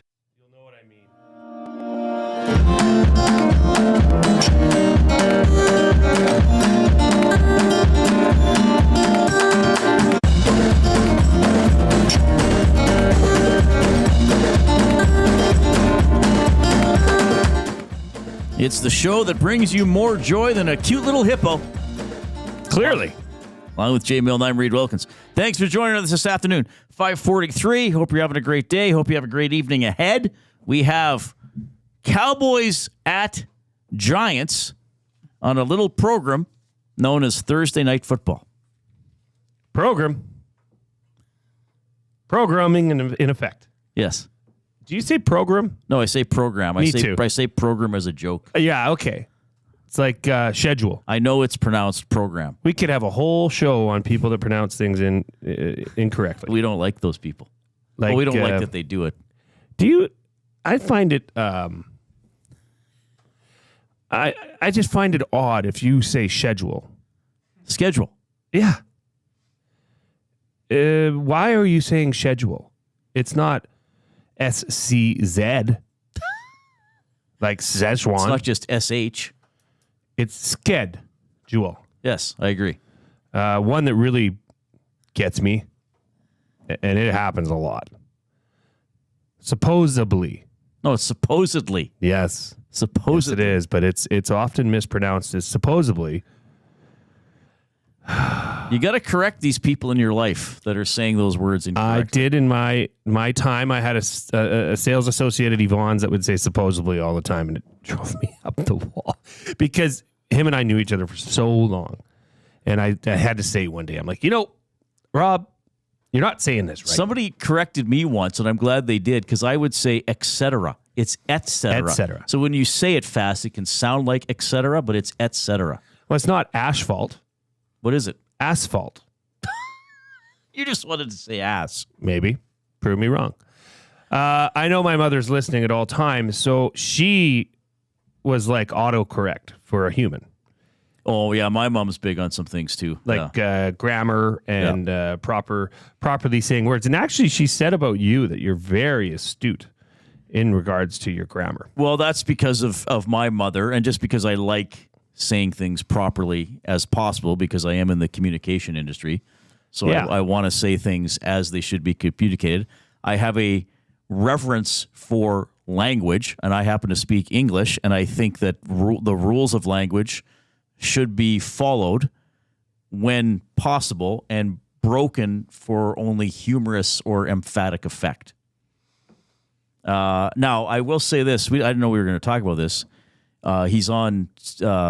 what's the show called on CTV Alberta Primetime? Michael Higgins was my news director in Lloydminster. Okay. And he taught me something which is relevant when you think about it. He did not allow us to use the word got. And I one day I said, look, like I don't get it. And he said, the word got is an irrelevant word. It can always be omitted or replaced with something else. I got it? No, I have it. Or some people say, I've got it. Well, you're really saying I have got it. You don't need both words in there. I have it. That's all you need to say. I got a tooth pulled. I had a tooth pulled. Right? You don't have to say the word got. What about I got duped? I was duped. I have been duped. The word got could be omitted from the English language. Okay, now, so we have a rule on this show from now on that it's going to go up. We're going to maybe have to put it in the wall here. No got. But got it. But see, it's fine like that. Yes, I think it's fine. And one day, so when we would do sports highlights, I was doing the TV sportscast, you had to pick a little slice of video for the start of the show, and Michael would voice it ahead of time. So it would be, today on NewsHour, we have a new mayor in Lloydminster. And, a crash by Wainwright. In weather, it looks like some rain's coming. And in sports, the Blazers win again. So McTavish takes the tongue out of Harvey the Hound. So I tell the editor we're going to have that footage. I give Michael to voice, Coach got your tongue? Instead of Cat got your tongue? He refused to voice it. And I just said, say whatever you want then. Because in the spirit of the case, I think it works to have said, Coach got your tongue. That was in the spirit of the clip. But I've tried... I think I try not to say got. Guy sounds like a real hard ass. Well, he's a very nice guy, good broadcaster. Okay. Marco, he got in and he said, people are, you know what, Reid, it's funny. The things that we talk about and the discussion that it brings. Marco says the worst is I seen. Yeah.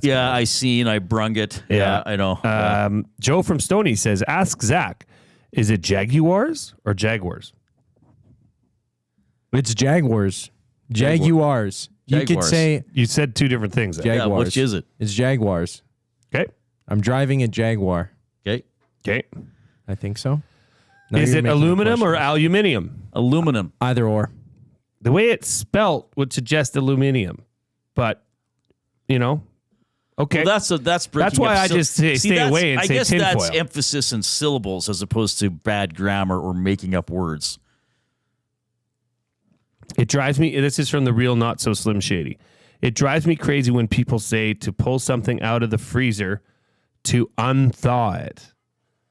Oh, that's a good point. I'm going to unfreeze it or thaw it. Yeah. Yeah, that's a good one. Irregardless is not a word. That's right. Because if you're saying that I'm going to do this irregardless of something, then you're actually saying you're going to regard that thing. And I think we talked about this off air, and I know everybody does it. The saying is not, I could care less. The saying is, I couldn't care less. Because you're trying to communicate to somebody that you don't care at all. So you're saying, I couldn't care less. If you're saying, I could care less, then my question would be how much do you care? Do you care 10%? Do you care 90%? Maybe this is the thing you care about most in the world. So in that case, you could care less. Maybe. But you're telling me that you care. Unless you have 0% of care about it. But then you should say, I couldn't care less. True. Because that's the phrase. This is the only sports afternoon show that you are going to get limericks. You're going to get hippos, moo dang, little hippos talk. You're going to get Golden Bears, Oilers, Green and Gold, Double E. Yeah. And you're going to get a little bit of Thursday night football right here as we get ready to finish the slow goof up. Said slow instead of show. Well, that's not a goof up. That's just the process of talking. Reid, I've learned that I'm so good that I have to find something. Okay. Thursday night football. This is a game, and I'll tell you why. Many would, on paper, do the Giants have a chance? Probably not. But Dallas stinks right now. They have not been able to figure out defensively. Mike Zimmer, the new defensive coordinator, it's a dumpster fire. It's been bad. They've suffered 446 rushing yards against in the first 2 games, and they've only gained 119 on the ground. I think this game could go 2 ways. So if you're watching it tonight, if you're watching it with intent, if you have fantasy players like I do, it's either going to be the worst football game you've ever seen, potentially, or the Cowboys are going to snap out of it and they're going to start acting like the Cowboys. They have a talented roster. They just haven't been able to put it together. Defensively, it's been a slow start, but it is a brand new defensive coordinator. I'm more inclined to say that Dallas is going to figure it out because I'm biased. I have CD Lamb on my roster. Americans, Uncle Jesse says, Americans say especially. Well, some Canadians say that too. It's not an espresso. It's an espresso. Oh, that's a good point too. Yes. Right? Yeah. But a lot of people say espresso. Espresso. Oh, yeah. Yes, and the word is especially, not especially. Marco also. Marco is a grammar king. He's chiming in again. It's Audi, not Audi. Oh, I don't know if I ever even say that word. I don't know. Drive an Audi. Is it pasta or pasta? I say pasta. Me too. It's the right way to say it in Canada. Z or Z? What do we say? Z, right? Z. Yeah, Canadians say Z. Yeah, I take but it. Some of those, that's a kind of a dialect thing as much as a grammar thing. I think we're more irritated by outright bad grammar or misusing phrases or using made-up words to communicate. It literally kills me every time someone misuses literally. Yeah, that's become bad over the years. I think they've changed the definition of literally in the official dictionary that it literally doesn't mean literally anymore, which is sad. It literally has come to mean I really or very. But that makes me sad that literally has been ruined for everybody. Oh, and then Matt says ZZ Top. I love ZZ Top. We should make a band called that. We are in the James H. Brown studio. James H. Brown Personal Injury Law Firm, the heavy hitters of injury law. With over 200 years of experience, James H. Brown will get you the settlement you deserve. Visit them at jameshbrown.com today. Book your private consultation. 5:53. All right, are we doing goof ups now, or did you have more football stuff? No, we're doing well. I do have a couple things here. We have the farm report. We have a bit of a farm report here. Sorry. Also, thanks Caster 1990. What the duck? So we had some action at the house today, and Zachary is going to pull up some of the action that happened. So actually, this is just a good one. Yeah, you can play that one, Zach. This is friends of EST. This is Raylin and Dave from Nisku Glass. I had glass issues. I had a glass that they're holding there that the seal broke, so it kind of became a little foggy. So they came out, and if you zoom right in on Raylin, Zach, she is actually she is holding the duck. She was enamored with the baby duck. She didn't let it go the whole time she was there. So shout out to our friends at Nisku Glass. They can handle all your glass needs. They're a partner on the morning show, the Nielsen Show. So thank you for coming out today and helping me out, especially. That was in and out too. They were gone in an hour. Fascinating. And then as for What the Duck, This is the little duck. It's updated. It's growing. It's growing like crazy fast. It's been running around the house. We at some point, I'm terrified too because my wife is leaving for the weekend to go down to a horse show, and my mother-in-law is gone for she's leaving on a vacation, and I got to take care of this dang duck. He's a man alone with a duck. I think it might go in the air fryer, but I'm undecided. We'll see. I'm kidding. Duck's going in the air fryer. And then this is interesting. This is a New York this is a Dallas player that's getting to the stadium for Thursday night football. I thought this was interesting.